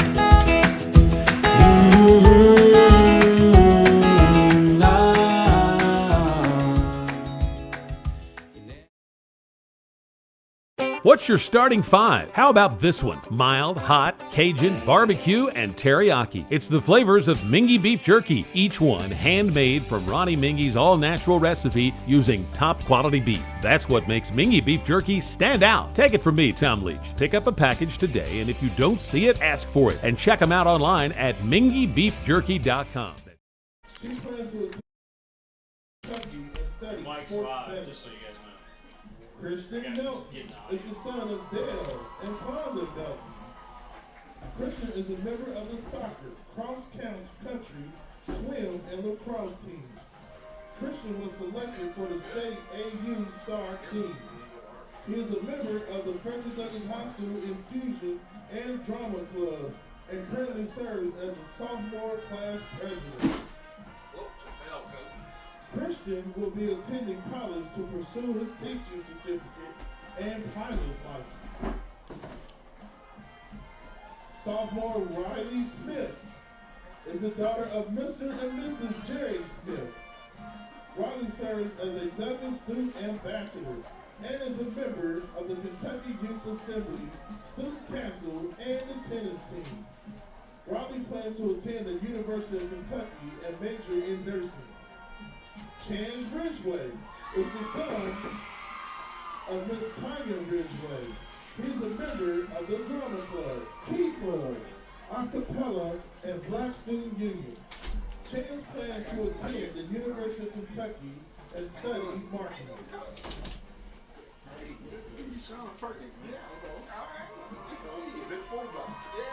Junior Autumn Jackson. Autumn is the daughter of Mr. and Mrs. Jackson. She is a member of Student Council, Young Life, and Orchestra. Autumn wants to attend Belmont University and major in music management and worship art. Jaden Henderson. Jaden is the son of Jerome and Jennifer Henderson. He is a member of the cross-country team, baseball, and track. He is undecided as to where he wants to go to college, but he would like to be a physical therapist in the future. Junior, Megan Meadows. Megan is the daughter of Mr. and Mrs. David and Regina Meadows. She is the junior class secretary and the captain of the drama club. Megan plans to attend the University of Kentucky and study elementary education. Ron Patel. Ron is the son of Mr. and Mrs. Patel. He is a member of STLP, the Student Council Vice President, as well as an ambassador of the Technology Academy. Ron plans to attend MIT and get a degree in computer science engineering, as well as being an entrepreneur while working on his degree. The tiara that will be crowned on the homecoming princess was donated by Sheila Bay's Fine Jewelry. Ladies and gentlemen, our Frederick Douglass 2018 homecoming prince is Mr. Chance Ridgway.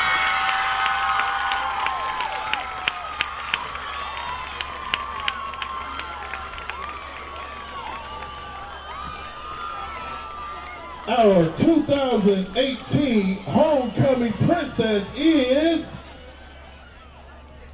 Miss Macy Henderson.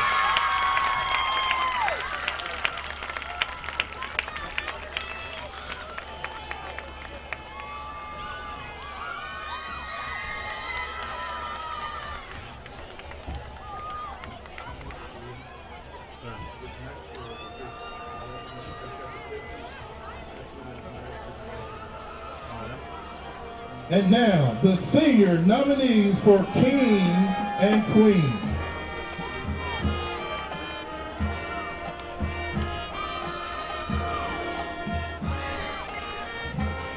Madison Davis. Madison is the daughter of Greg and Ashley Davis. She is a member of the varsity soccer and softball teams at Douglas.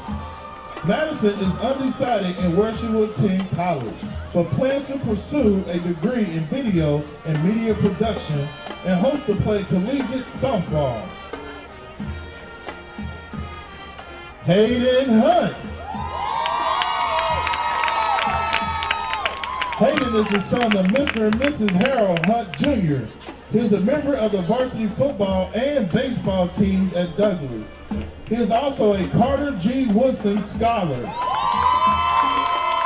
a member of the Beta Club at Carter G. Woodson Academy, as well as a peer tutor at the Woodson Institute.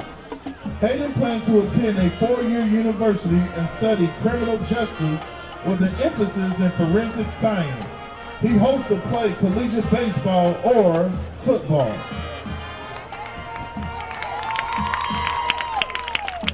Shelby Frazier. Shelby is the daughter of Mr. and Mrs. Chris and Christy Frazier. Shelby serves as the student council president at Douglas. She also is a member of the girls basketball team. Shelby serves as a Frederick Douglass ambassador, a member of the Dance Blue Committee, Yearbook, National Honor Society, National Beta Club, and Youth Salute. She plans to attend Eastern Kentucky University and major in education with hopes to become a high school teacher. Evan Miller. Evan is the son of Neil and Jenny Miller. He is a member of the cross-country and track teams at Douglas. Evan also serves on the student council board as secretary and is a member of the Dance Blue Committee. Evan plans to attend Eastern Kentucky University and is unsure of what he wants to study. Alexis Menifee. Alexis is the daughter of Mr. and Mrs. Menifee. She is a member of the softball team and played volleyball at Douglas last year. She currently serves as a student athletic trainer for the football team. Alexis plans to attend college and study sports medicine, but is undecided where she will attend. She plans to play collegiate softball. Xavier Fogel. Xavier is the grandson of Ms. Tanya Fogel and son of Mr. Michael Fogel. He is a member of the varsity football team. Xavier plans to attend a college or university where he can continue to play football and study something in the medical field. Sarah Mueller. Sarah is the daughter of Mr. and Mrs. Mueller. She is a member of the Douglas volleyball team. Sarah plans to go to college somewhere in the state of Kentucky and study nursing. Cam Jones. Cam is the son of Mr. and Mrs. Freddie and Gladys Jones. He is the quarterback for the varsity football team. Cam has committed and plans to attend the University of Cincinnati where he will play football. Gabrielle Smith. Gabrielle is the daughter of Bo and Diane Smith. Gabby was a member of the Douglas cheerleading team last year, but due to back injuries is not cheering this year. She is a member of the Dance Blue Committee and served as an office aide. Gabrielle plans to attend the University of Kentucky and pursue a degree in sales so that she can become a medical sales rep in the future. Micah Lowe. Micah is the son of Monica and Lizelle Lowe. He is a member of the varsity football and baseball teams. Micah is a Carter G. Woodson Scholar. He plans to go to college to continue his education and play football. Micah aspires to be a sports therapist in the future. DeKiara Sweat. DeKiara is the daughter of Ms. Danica Sweat. She is the senior class historian, Key Club Student Activity Coordinator, president of the Black Student Union, and a member of KYA. DeKiara plans to attend a HBCU out of state, but is undecided as to where at this point. She wants to study psychology and plans to eventually attain her PhD. Sogat Bohara. Sogat is the son of Mr. and Mrs. Bohara. He currently serves as the senior class president and is an active member of student council. Sogat is a member of the men's tennis team at Douglas. He plans to attend college after high school, but is undecided as to where he would like to go at this point. Sogat plans to study biology. Before we crown the king and queen, we would like to thank the Douglas administration for being so supportive throughout this week. It has been a homecoming to remember, and we are grateful to have such wonderful leaders. We would also like to thank the Douglas Band for providing the music for our halftime ceremony.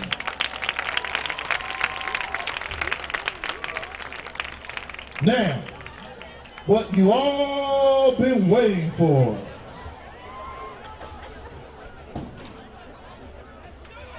The tiara that will be crowned a homecoming queen was donated by Sheila Bay's Fine Jewelers.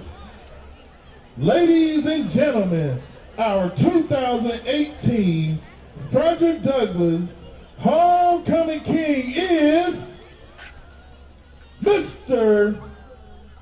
Cam Jones.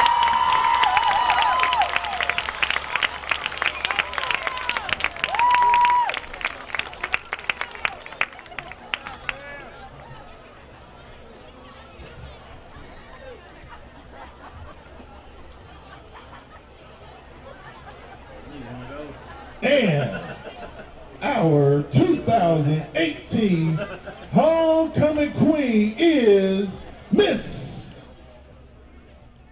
Shelby Frazier.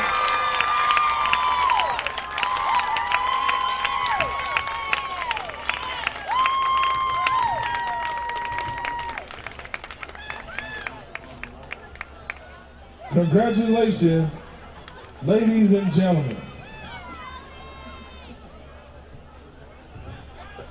Your homecoming king, Mr. Cam Jones, and your homecoming queen, Miss Shelby Frazier.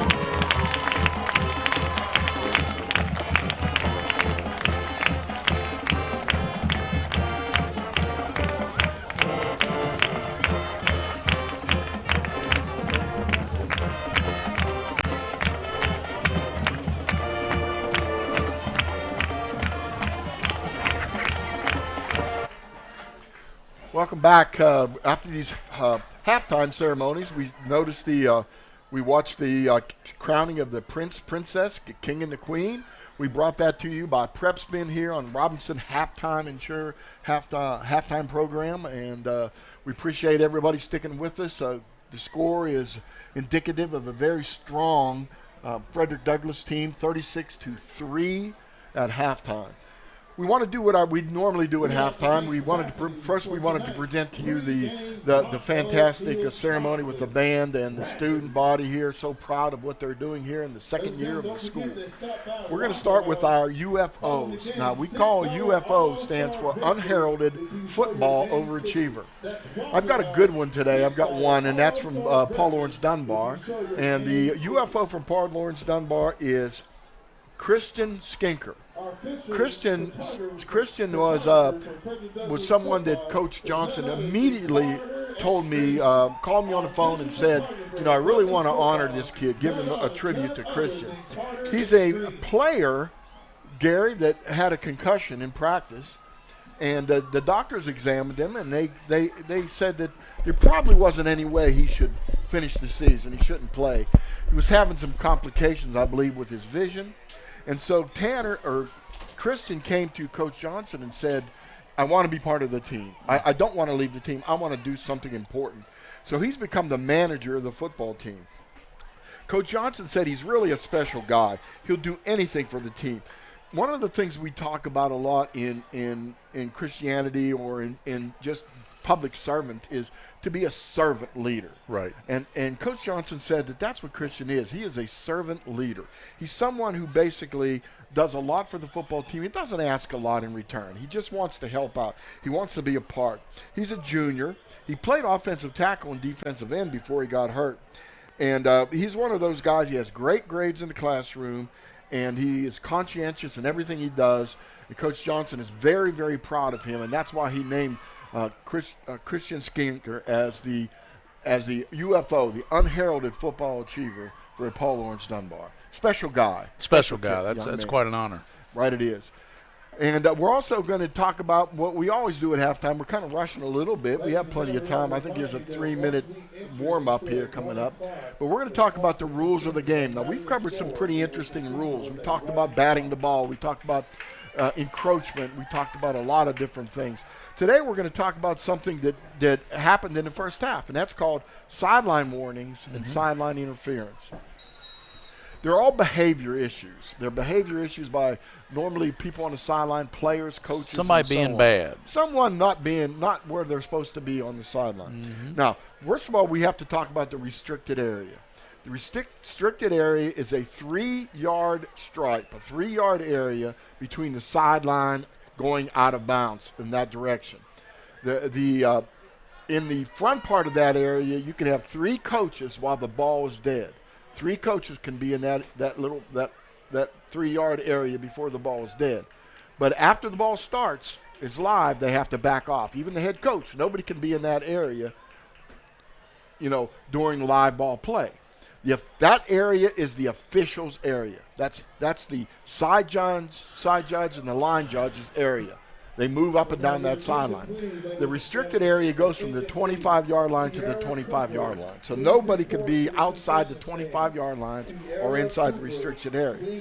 Now, what happened in the first half is during the play, one of the coaches stepped into that area right beside the official. Easy to see. Easy to see. The official threw the flag, dropped it right there. Yep. Told the head referee at the end of the play, and they gave a sideline warning, both arms out, waving toward the sideline. That basically says, don't do it again. Yep. That's what it is, a warning. You That's do it right. again, it's a 15-yard penalty. Now, if any team has personal contact with an official, if anybody on that team, a player or a coach, accidentally runs into the official and impedes his travel down the sideline, that's a different ball game. That's a 15-yard penalty for interference, sideline interference with an official. Now, I'm going to give you you make the call. All right, guy's running back. He's running the touchdown back. He's flying down the field. A player for the team gets so excited because that's his brother running that he runs down past the 25-yard line. All right? His brother scores. What happens? It's a 15-yard. It is a penalty for someone being outside that zone, right? But the touchdown does count, and the penalty is given the choice of the other team whether they take the penalty on the kickoff. So they do get the touchdown. Yes, but then the penalty can be on the extra point or on the kickoff. Right. Okay. Right, again. Now here's another one. Same thing happens. Guy's running down the sideline. He's free. He's going for a touchdown, Gary. He's going for a touchdown, and the cameraman from PrepSpin, who's down on the field, steps in front and runs into the official. What happens then?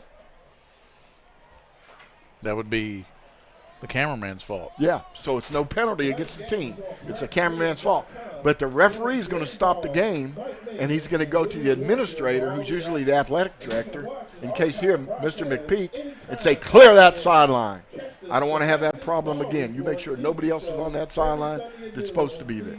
And that's the way it works for the sideline interference, sideline penalty. Getting ready to start the second half. Do you have some statistics for us? We sure do, Coach. You look at the first half of action, and 36-3 is your halftime score, so Frederick Douglass had 7 first downs. They had 135 passing yards, 182 yards. Fishback had 4 carries for 49 yards and 3 touchdowns, so he touched the ball 4 times and he scored 3 of those 4. That's pretty amazing. The kid's pretty impressive. Yeah, he didn't play a lot. Looking at Dunbar's quarterback, Tanner Cox, he was 3 of 8 for 18 yards. Cameron Jones, 6 of 8, 135 yards and 2 touchdowns. Of course, to Hayden Hunt. Hayden Hunt had one of those touchdowns in that first half of action.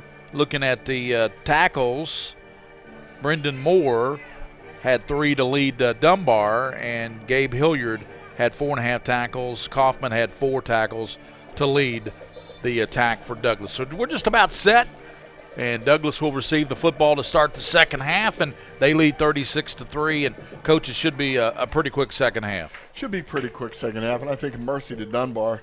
They're struggling to get anything going here, and quarterback's trying to throw the football. He's getting sacked, and they're having problems all over the place. They've got back deep there looking for Douglass. You've got DeKel Crowdis back deep and set to receive this kick coming from Dunbar. The second half of the Mingua Beef Jerky Game of the Week just getting ready to get underway here. Gary Ball with Coach Mike Meehan and Joe Allen, our videographer, and William Moorfield, the King of Stream, producing. Well, they faked an onside kick. I know something a little fancy going on here. Hayden Hunt is to the near side, and Crowdis is to the far side. They're standing about the 15-yard line, waiting for this kick coming from Dunbar. Short kick. It'll bounce around, and it will be Crowdis at the 40. Turns on the Jets. He's at the 30, the 20, and he is going to take it to the house. Crowdis, boy, he lulled him to sleep over there at about the 25-yard line, maybe the 30. They didn't think he was going to take it, but he takes it to the house, and it's 42-3. Yeah, I thought he was going to let it go too, and then he just jumped on the ball and took off with it, and here we go. That was a quick start. Well, he's fast, isn't he? He's fast. He went down the field pretty quickly. So, yeah, this is a good football team. They have a lot of speed. Speed kills, Coach. It does. It really does, and especially when you have it on special teams, Gary. Right, exactly. Bean will hold for the Ligab kick. That will put Douglass up by 40 points. They lead 42-3. Dunbar did get 3 points there at the end of the first half, Coach, on that field goal. Nice kick, yeah, nice kick by the field goal kicker. The placement up, the kick is going to be good. So 43-3. The Douglass Broncos on top here of Dunbar as we start the second half of action, and it is Dunbar and Douglass. And next week we'll have another great high school football game, and of course the game we're looking at, William Moorfield and I will give you will be, Coach, you're actually going to be on a camping trip next week. I hope so. I mean, if it works out correctly. We're going to East Jessamine and Mercer County. That should be a pretty good ball game over there at East Jessamine. And looking forward to that, working that game with William. And that'll be next Friday night over at East Jessamine. And, of course, just check the Herald Leader. The Herald Leader every Friday. Coach always puts in there the game that we're doing here on PrepSpin. I'm looking at some scores here, Gary. Well, I know Western Hills, there's no score yet. They haven't even started. Yeah, what's going on with that? Lightning, Coach, lightning. Is that what it is? Yep. That's what we were told. Yeah, there's some good games going on in the state this week. Ligab set to kick to the Dunbar Bulldogs. Back deep is Thruston, and he watches it at the 5, and it goes out of bounds. So that's good. That gives them field position. Yeah, they'll have good field position if they choose to select that. Clock running 9.5 to play in the third, and it's 43-3. Douglass on top of Dunbar, Coach. And I know it pains you to see Dunbar get beat like this, but the Bulldogs, I tell you what, Wes Johnson, they had a big win last week, Coach, and he's starting to get it turned around a little bit. Well, they got that first win in like 16 games or something, and that was pretty impressive. Again, they're doing a lot of good things over there. I'll mention a couple things in a minute. I know I'm talking about Dunbar a lot. That was my school. Freddie Douglas is doing a whole lot of good things over here, too. Oh, yes, they are. Full house backfield. Give the second man, and he's stacked up there on a gain of about a yard. That's a really powerful defensive front there. I'm watching the defensive line is just controlling the line of scrimmage totally for Douglas. So, Gary, we had a nice halftime. You have an intern that was one of the Maddie Davis was in the homecoming court here, and I think Cameron Jones, the quarterback, was the homecoming king, wasn't he? Yes, he was. Yeah. He was, so. That was Bard, by the way. Alex Bard carried the ball that time, and they got the full house backfield, and they give to Bard again, and Bard is diving up to about the 37-yard line where he's stacked up there by Hilliard, and let's see who else got in there. Number 4 was 97 got in there for Douglas coach. Yep. 97. Yep, 97. We're going way down that roster. Israel, Sanumza?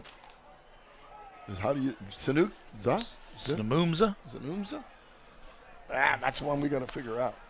Pitch to Bard, and he is going to get up to the 40. And, boy, lowers that shoulder. Good run by Bard as he runs over the Douglas defender there. A good hard run. Good hard run, and he's going to be short of the first down. It's going to be 4th and about 2.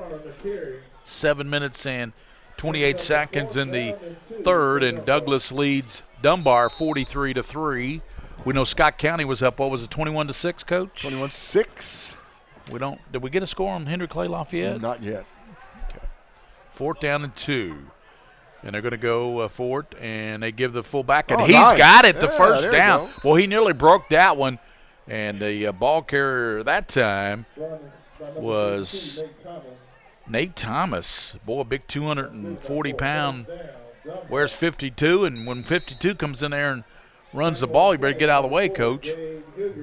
We have got a score, Lafayette 16, Henry Clay 7. No, Henry Clay 16, Lafayette 7 and half. 16-7, Henry Clay on top of the Generals. We got to talk about Walker Wood, too. Cox, and he is going to be sacked. Pull the trigger. And getting in there on top of him, and that was a backup player there, Coach, for Douglas. 44 got him. And let's see, 44 there for Douglas. That is Koali Kaufman. Kaufman got him. Kaufman with the sack, and he lost about 3 or 4 yards on that play, back to the 44-yard line. That clock continues to run, approaching 6 minutes to go in the third quarter. Douglas with a big lead here, 43-3. Yeah, we've Tanner Cox needs to pull the trigger on those plays. That's that stacked eye formation again. Look at that. Bard's got it, and very little stacked up at the line of scrimmage. And David Arnold had him and drove him backwards. Dunbar's running a one wide out to the left side here and trying to break him down the sideline, but they're running that stacked eye, we call it a needle eye, and giving it to the deep back, but they're just they're not getting enough yardage. Tanner Cox faced with 3rd down and about 14. He's got 3 receivers out to the bottom. Long count, trying to draw them off sides. That never works. Hadn't worked yet tonight. High snap. Cox looks left, fires over there. Good pass to Robinson. Robinson to the 45. Down to the 40. He's got the first down. Nice. Down to the 40-yard line. Jamarcus Robinson, 5'10 junior.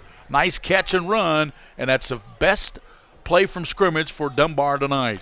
You know, that's going to be Robinson's going to be a good receiver here in the future. Yeah, that's a pickup of 15 yards, Coach. Nice job. First down for the Bulldogs. We mentioned they had 1 first down in the first half. That's their second first down. 4 minutes and 44 seconds to go in the third quarter. Cox fires over to the left side. He's got Mitchell. Mitchell hitting the backfield and stacked up and knocked down for a loss. Pretty good tackle. Mitchell Joseph.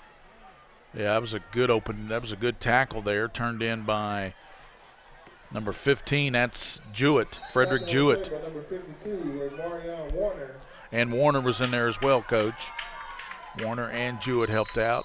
We're going to have a flag down. That procedure again. Somebody flinched when he went on the long count. to hurt themselves rather than the other team. Douglas is still sitting in there. They're playing pretty good defense. I think one thing that I know Coach Landis must have talked to him at halftime was penalties, because they've been playing pretty clean here so far in the third quarter. You know, Douglas has a pretty good crowd in here tonight. Yes, they do. Well, it's homecoming, you know. 2nd down and 17 for the Dunbar Bulldogs. Under Wesley Johnson. Cox fires it over out the backfield, and a catch is made to the 48. Pickup of a couple of yards as a catch was made by Tyreek Gerard. Yeah. They say Garrett is Tyreek Garrett. Jewett made the tackle, too. Yep. So nice job by Jewett coming up, grabbing a hold. 3:20 to go in the third quarter.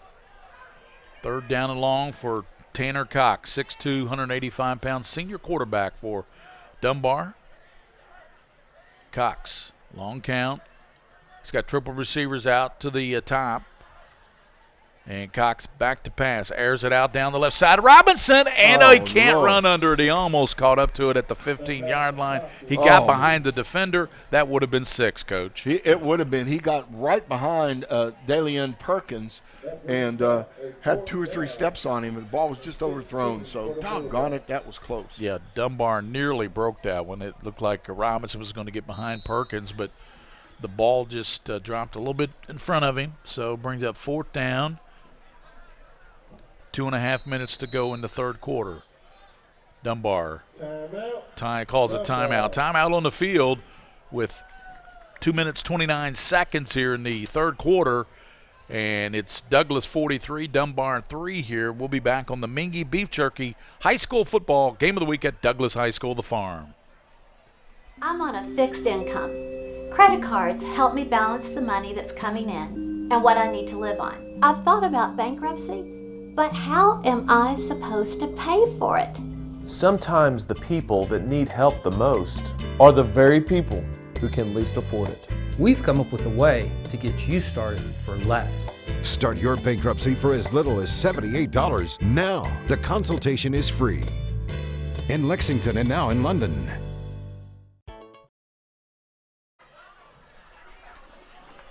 Welcome back here to the farm at Douglas High School. They call it the farm here, Coach. The Broncos. It's farming country out here. Beautiful facility, isn't it? That's gorgeous. Cox. Aaron, and he throws it, airs it out. Incomplete going down the right side for Robinson. There's a miscommunication or something there. The receiver ran inside on a skinny post, and Cox threw it outside on a corner pass. Yeah, the Broncos will have, and I think Douglas at this point up 43-3. Well, they've got Cameron Jones coming back in there, but they'll probably start thinking about some substitutions. They got the starting lineup in there right now. I see Fishback. I see Hayden Hunt. So they probably have a goal of finishing the third quarter with the starters and then coming back in the fourth quarter maybe with some subs. We'll see. Cameron Jones out to Crowdis. He's got the catch at the 50 and breaking tackles and taking people with him to the 46-yard line. Picks up about 6 yards. And what do you think of Daykel Crowdis? He's been offered by Kentucky. He's only a sophomore. I like his size and his strength. He had that great speed on that on that kick return. He's showing all those different facets of his game. Dunbar just needs to pursue and have more than one person in on the tackle.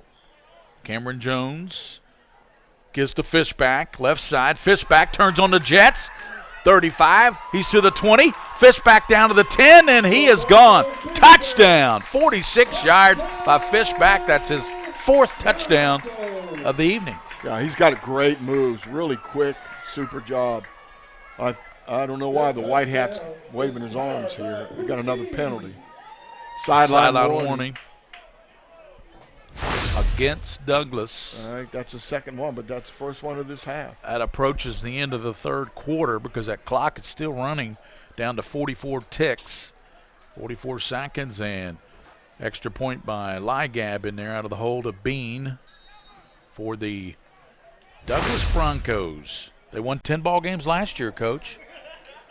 Ligab's kick is up, and it is going to be off to left, no good. So 49-3. And that's going to probably do it for the third quarter. They have to stop the clock. Yeah, they do stop it. with 21 seconds after that kick. I'm curious. Usually they have a second sideline warnings of penalties, so I don't know. Maybe it's per half. Gary, I mentioned before there's some kind of neat things that Dunbar's doing over there. And one of these things, couple of these things I want to talk about. Coach Johnson started a mentorship program over there where his senior players are mentoring middle school players who are going to come to Dunbar.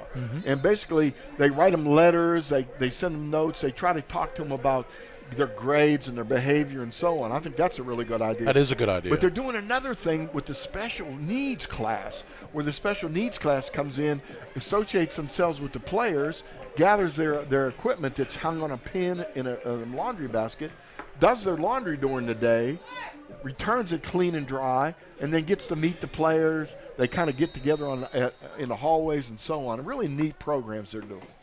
Thrusting back deep and kick, and it's going to bounce at the 15, and he takes it in up to the 20. Thrusting to 25, the 30. He is at the 40. He's got the kicker lie gab to beat, and he beats him. Lie gab falls down. That's going to be a kick return, 20, 10, and he's going to take it 80 yards for the touchdown by Dre Thruston, sophomore. Yeah, that kid's going to be a player. Really going to be a player. Nice job, Gary. He just caught the ball. He took off, got some speed, broke through the defensive line coming down the field, and it was gone. Nice job. And that's the end of the third quarter on the 80-yard return by Dre Thruston, and he makes it 49-9. So Dunbar, some positive things here late in the third quarter. Now they're going to let him kick it at the end of the quarter, or go for two, or whatever they're going to do. That's the end of the third quarter. Yep. So the fourth quarter will come at you here with 12 minutes to go in this ball game with Coach Mike Meehan. I'm Gary Ball with William Warfield, our producer, Joe Allen, videographer at the farm here tonight. It's 49-9 as Douglas leads Dunbar. We'll be back on the Minkee Beef Jerky High School Football Game of the Week.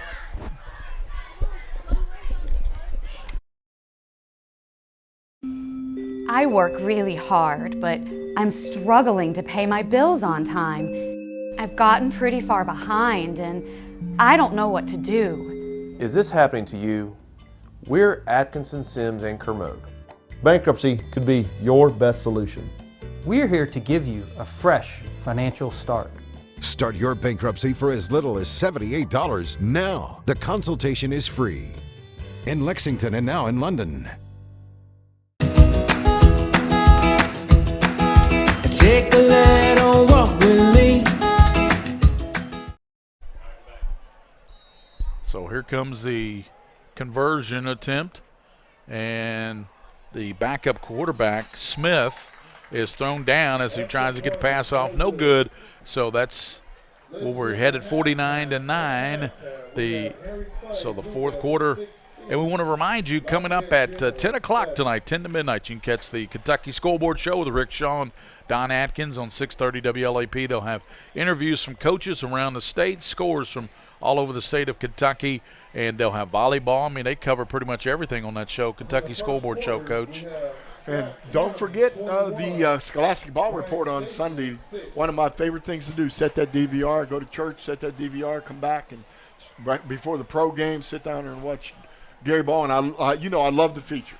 I just love the features. Yeah, we got a good feature this week on that kid from Anderson County that leads them in scoring. And the thing that's remarkable is Anderson County sitting there undefeated, Coach. They're 5-0, and they lost their star player in the second ball game. He went down with a season-ending injury, and they're still winning football games. So Coach Peach over there used to be the Dunbar coach. Mark Peach used to coach at Dunbar. Does a great job over there. They're the team of the week. Sunday at noon on the CW, the Scholastic Ball Report. Coach, I'm proud of it. 16th season we've been doing that show. 16 years. Good people coming in as interns. Yep. You always have the trainer there that talk about injuries. And things. Jenny Williams is on this week from UK and Lafayette. And we've got, of course, the team of the week is Anderson County, our scholar athlete from Harrison County. Big Joe Allen, our cameraman, is a Harrison County guy, isn't he? Yeah. He's a thoroughbred. He played for Coach Graham over there, didn't he? Coach Ray Graham. Ray Graham, good guy. What a character. I like Ray Graham. He's good people. He is good people. 49-9 here. Short kick. Bounces 30. Scooped up. Is that Hayden Hunt? Yes, it is. Hayden Hunt to the 40. Boy, turns on the Jets. Hayden Hunt's got the kicker to beat, and he runs right over top of him. Takes him down to the 35. I don't know what that's all about. Hayden Hunt, all he had to do was put a little juke. Yeah, I don't know. Been in the end zone. He ran right into the kicker, and the kicker for Dunbar, Brent Angel, number 28, took him down. Yeah, just took the lick and said, you know, heck with you. I'm a Timex. I take the lick and keep on kicking. I thought Hayden Hunt was going to take that to the house. One little move and he would have. I guess he decided he was going to try to power it, pick on a kicker, and that kicker came through. Number 16, freshman, 18, Cameron Dunn, and that running back, Scholar, Caden Quarterback, Johnson. and they give it to the second man through, Caden Johnson, the backup, and the quarterback right now is 18. Dunn has the ball. Dunn. Isn't that Brian Thomas? No, it's Dunn. Dunn's the quarterback. Brings up a second down. Okay. Right. Let me see who that is in there, Coach. That's Thomas at quarterback. Braden Thomas, and he gives now to Johnson, no gain. And in at quarterback, as we said, was Brian Thomas. 6 yards, brings up a 3rd and 9. Thomas is Brian Thomas is 18. He's the quarterback. Right, he's just what's he, a freshman? Yeah. Oh boy. This 45's a big kid too. Yeah. And Caden Johnson, and he's 5'10", 180. 3rd down and 9 for Douglas. 10 minutes and 10 seconds. That's all that remains in this football game. Running clock here in the fourth quarter. Johnson gets the handoff up the middle and down to the 21-yard line. Pickup of about 3 or 4 yards. Well, they've got a bunch of new people in there. We probably should take a look at those offensive linemen, too. Yeah. Give me some numbers, Coach. All right, brother. Okay, we have 58, 72. 58 is Ryan Frazier. 72 is Dorian Steele. Thomas. Back to pass, incomplete. 77, Gary. So Thomas is pass incomplete. 70 who, Coach? 77 and 59. That's Dalton Quigley and Ramarcus Thompson. Good group. So the backups in there. So clock continues to run. 9 minutes and 14 seconds to go in this game. And it's going to be Douglas 49 and Dunbar 9. Dunbar's going to take over here. Yeah, Douglas is going to move to 6-0, Coach. And I tell you what, they're legitimate. They're legitimate 6-0. They're, like you mentioned, their competition hasn't been real stiff, but it'll get a little stiffer here in a couple weeks when they play Scott County. It will. That'll be a good game, though. And we're going to cover that game. Yeah, so it'll got be that game it'll be right a lot here. of fun. 2 weeks from tonight. Now, there's some Thursday games and some Friday games. That's right. We'll have a Thursday game. It'd be Louisville Male against Bryan Station, right, William? Louisville Male against Bryan Station. And then following that, the next evening, it will be Scott County and Douglas battling right here at the farm at Douglas High School. And then the week after that, folks, we've got the Boyle County Lexington Catholic game. We got some great games really coming up here football. on PrepSpin. Really good football. Now, Male, tell me a little bit about Male. I know they beat Trinity. Yeah, they're undefeated. They're coached by Chris Wolf, the Highlands grad. They're undefeated. They got some really good athletes, and they've got a really good defense. And I tell you what, Coach, they we'll find out a lot about them against Bryan Station. It'll be fun to watch. Really fun to watch. So 2 big games that week. Thursday night it'll be Louisville Male, Bryan Station. Friday night it'll be Douglas and Scott County right here at the farm at Douglas High School. Douglas leads 49-9, and Dunbar comes out with their backup quarterback, and that's Jake Smith. Oh, we have another timeout. Another timeout called. They want to stop that clock with 8:56 to go in the game. Well, Dunbar called the first timeout, and then they came and lined up for the play, and then Douglas called the second timeout. So I guess they just didn't have the people in there they wanted, or didn't have the lineup they wanted. Well, it's starting to rain a little bit because the umbrellas are coming out here at the farm. Yep. You see the rain coming down there. Yep. It's starting. Cameron Jones, 7 for 9 for 141 yards, 2 touchdowns. so far for Frederick Douglass. Tanner Cox, 6 for 13, 30 yards. So, and Cameron came into this game with 1,446 yards on 76 of 97, Coach, with 17. So he's got 19 touchdown passes now. Yeah, he only had to throw 9 times in this game, though, to get a lead. Yep. And, of course, thanks to Mingee Beef Jerky for all the things they do for PrepSpin and the Scholastic Ball Report. Pitch to Thruston. He's got some speed. Turns on the Jets to the 40.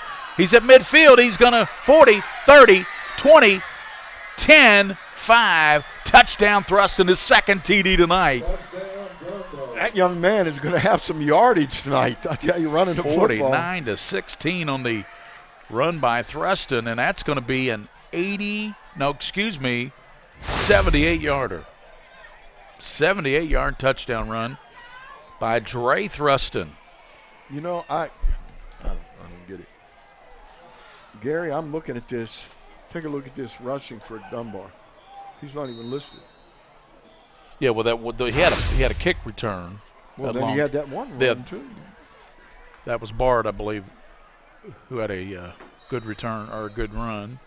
There's another penalty. Illegal substitution. They're calling that every time, and there's not 12 men on the field, so it's got to be a position. Oh no! See, now they're bringing somebody in. One in, one out. That's legal. Brian Landis is upset. He threw his hat off and got after one of his players. So Brian Landis, he won 10 games last year. He's won 6 already this year, so he got a pretty good record here as the head coach, 16-3. Yeah, he's doing a really good job. He's got a good background coaching. Yeah, he came here from UK, right? Right. The extra point is up and no good, off to the Plenty left. of leg. And so 49 to 15, 7:08 to go in this ball game. We'll be back here on the Mingee Beef Jerky high school football game of the week at the farm. Douglass on top, big, 49 to 15. Take a little walk with me. I'll keep you in good company and be there for you to the end.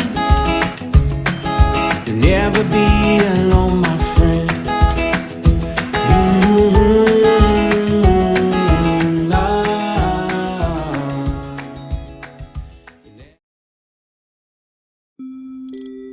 I work really hard, but I don't make a whole lot of money. And now, my hours are being cut back at work. I've gotten so far behind on my bills, I feel like I'll never get caught up. We're Atkinson, Sims, and Kermode. We're not going to judge you. We've come up with a way to get you started for less. Welcome back here to the farm at Douglass, and Douglass will receive the football here coming from Dunbar, and the score is 49 to 15. 5 minutes, 55. Here's a short kick, and it's covered there by Douglass at the 45-yard line. Rain's coming down right now, Gary. Rain coming down pretty hard. That was a good job there by the up man. Jason Buman recovered that one. Fit 27 there for Douglass. A lot of substitutes going to be in the game here. We'll try to make sure that for the next 5 minutes we try to get as many names as we can. For you parents we gave you a bunch of those guys in that and also in the game for Douglass right now, Coach, we got number 80. That's Isaiah Allen. He's in there at a slot. Also coming in is Nkosi Commodore. There's a flag down before they get to playoff. We mentioned all those big linemen in there, and also you got Dalton Quigley's in there, big 6'3" lineman, number 77. He's a big guy. The quarterback, as we said, is Thomas. 91 at the whiteout. Did you get and 91 is, that's, I'm not sure they got a 91. I don't see the number there. Give to the Sacramento big fullback, and he's knocked down. Jones, a ball carrier. Yeah, well, 91's out there as a wideout, so we'll get, we don't have his name, but he's out there working hard. So Dane Key is also out there, number 12, a wide out for Douglas. Second down at about 15. 4:20 to go in the football game. Rolling to the left, Johnson's got some wheels. He's up to midfield and tries to stiff arm a man and goes down at the 47-yard line as Brian Thomas with a nice run there. Thomas took it down to the 49 where he's upended by Dunbar, but you can see now the wheels this young man has. Yeah, he got it really quick getting through the line of scrimmage too. Brian Thomas. And the running back is Caden Johnson. Thomas gives to Johnson, dances into the line, hit, knocked backwards there by a host of Dunbar players. Nice. Johnson picks up a loss of Nice play by number 29, pushing him back there. Number 29 for Dunbar. Yeah, 29, and that is, of course, Jack Thomas. Jack Thomas, nice job. Good play by Thomas. 2 or 3 people in on that tackle. Thomas pushed him back. 3 minutes and 13 seconds, Coach. It's been a very quick second half with the running clock. Very quick. Of course, remind you, next week, William and I, Coach, is going to be on a camping trip. William and I will have East Jessamine and Mercer County. That should be a pretty good ball game. Yeah, we saw Mercer County earlier in the year. They've got some skill now. They have a young lady who's a kicker. She almost kicked the winning field goal there at the end. She had an opportunity. It was a little long for her. Just missed it. It was a 30-yarder, I believe. Yeah. So. And Boyle, remember the Boyle County kicker? Yeah, I saw him in the middle school state championship. Yeah. When are those, William? The middle school state championships, late October at Bryan Station? Yeah, that young man is an 8th grader.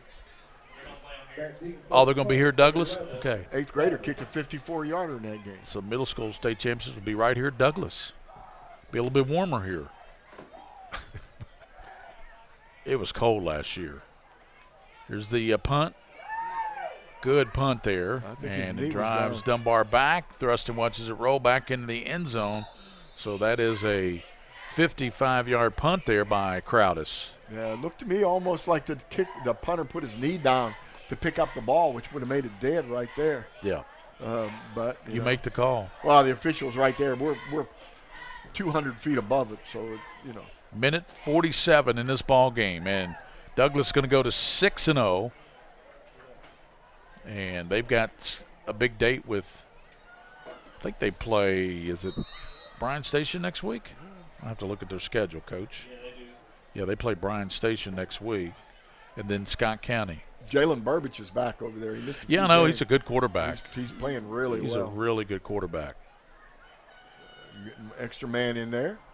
Dunbar sneaking somebody in there. So Jake Smith, the quarterback, gives it a fullback, and he bulls it down to the 22-yard line. There's some nice young men, good-sized young men from both teams in there now. 59 seconds, less than a minute, and this ball game is going to be one in the books for a beautiful, wonderful homecoming day for. It's starting to rain here. It's been raining here for the last 15 minutes. Jake Smith, long count, rolls to the left, keeps it, tucks it in, and slammed down shy of the 27-yard line and down to 30 seconds. I'm not sure they get another playoff, Coach. They might get one more. Depends if they want to or not. A lot of times these young kids get in there and they want to get their time in. So. And we want to thank all you for watching the Mingee Beef Jerky Game of the Week. And for all the fans that voted so we would do this game. Yeah. This was a vote, and it won. Douglas and Dunbar won quite handily. Give to the fullback, and he's hitting Met, and that's going to do it for the game. So the final 49-15. Stay tuned tonight for the Kentucky Scoreboard Show on 630 WLAP with Rick Shaw, Don Atkins, at 10 to midnight, 6:30 WLAP. Douglas looked legit tonight with all the speed they have, Coach. They have speed everywhere. Yeah, they looked really good. And you know what impressed me too? We talk a lot about the offense, but defense, yes. really powerful. Yeah, they have speed. Linebacker. They have so many speedsters on this team, and they got a 6'8" quarterback who's Division I going to Cincinnati. Want to thank Joe Allen. Did a great job tonight. William Warfield, the king of string, simply the best in the business. Yeah, we should have got a crown for him. We had half that's right. We need a crown for the king of stuff. string. That's right. And Mike Meehan on color. This is Gary Ball. Your final score: Frederick Douglass wins it 49-15 over Dunbar. Douglass goes to 6-0. Dunbar drops to 1-4. Join us next Friday night for the Mingua Beef Jerky Game of the Week. We'll be over at East Jessamine for Mercer County. Until then, so long, everybody from Douglas High School.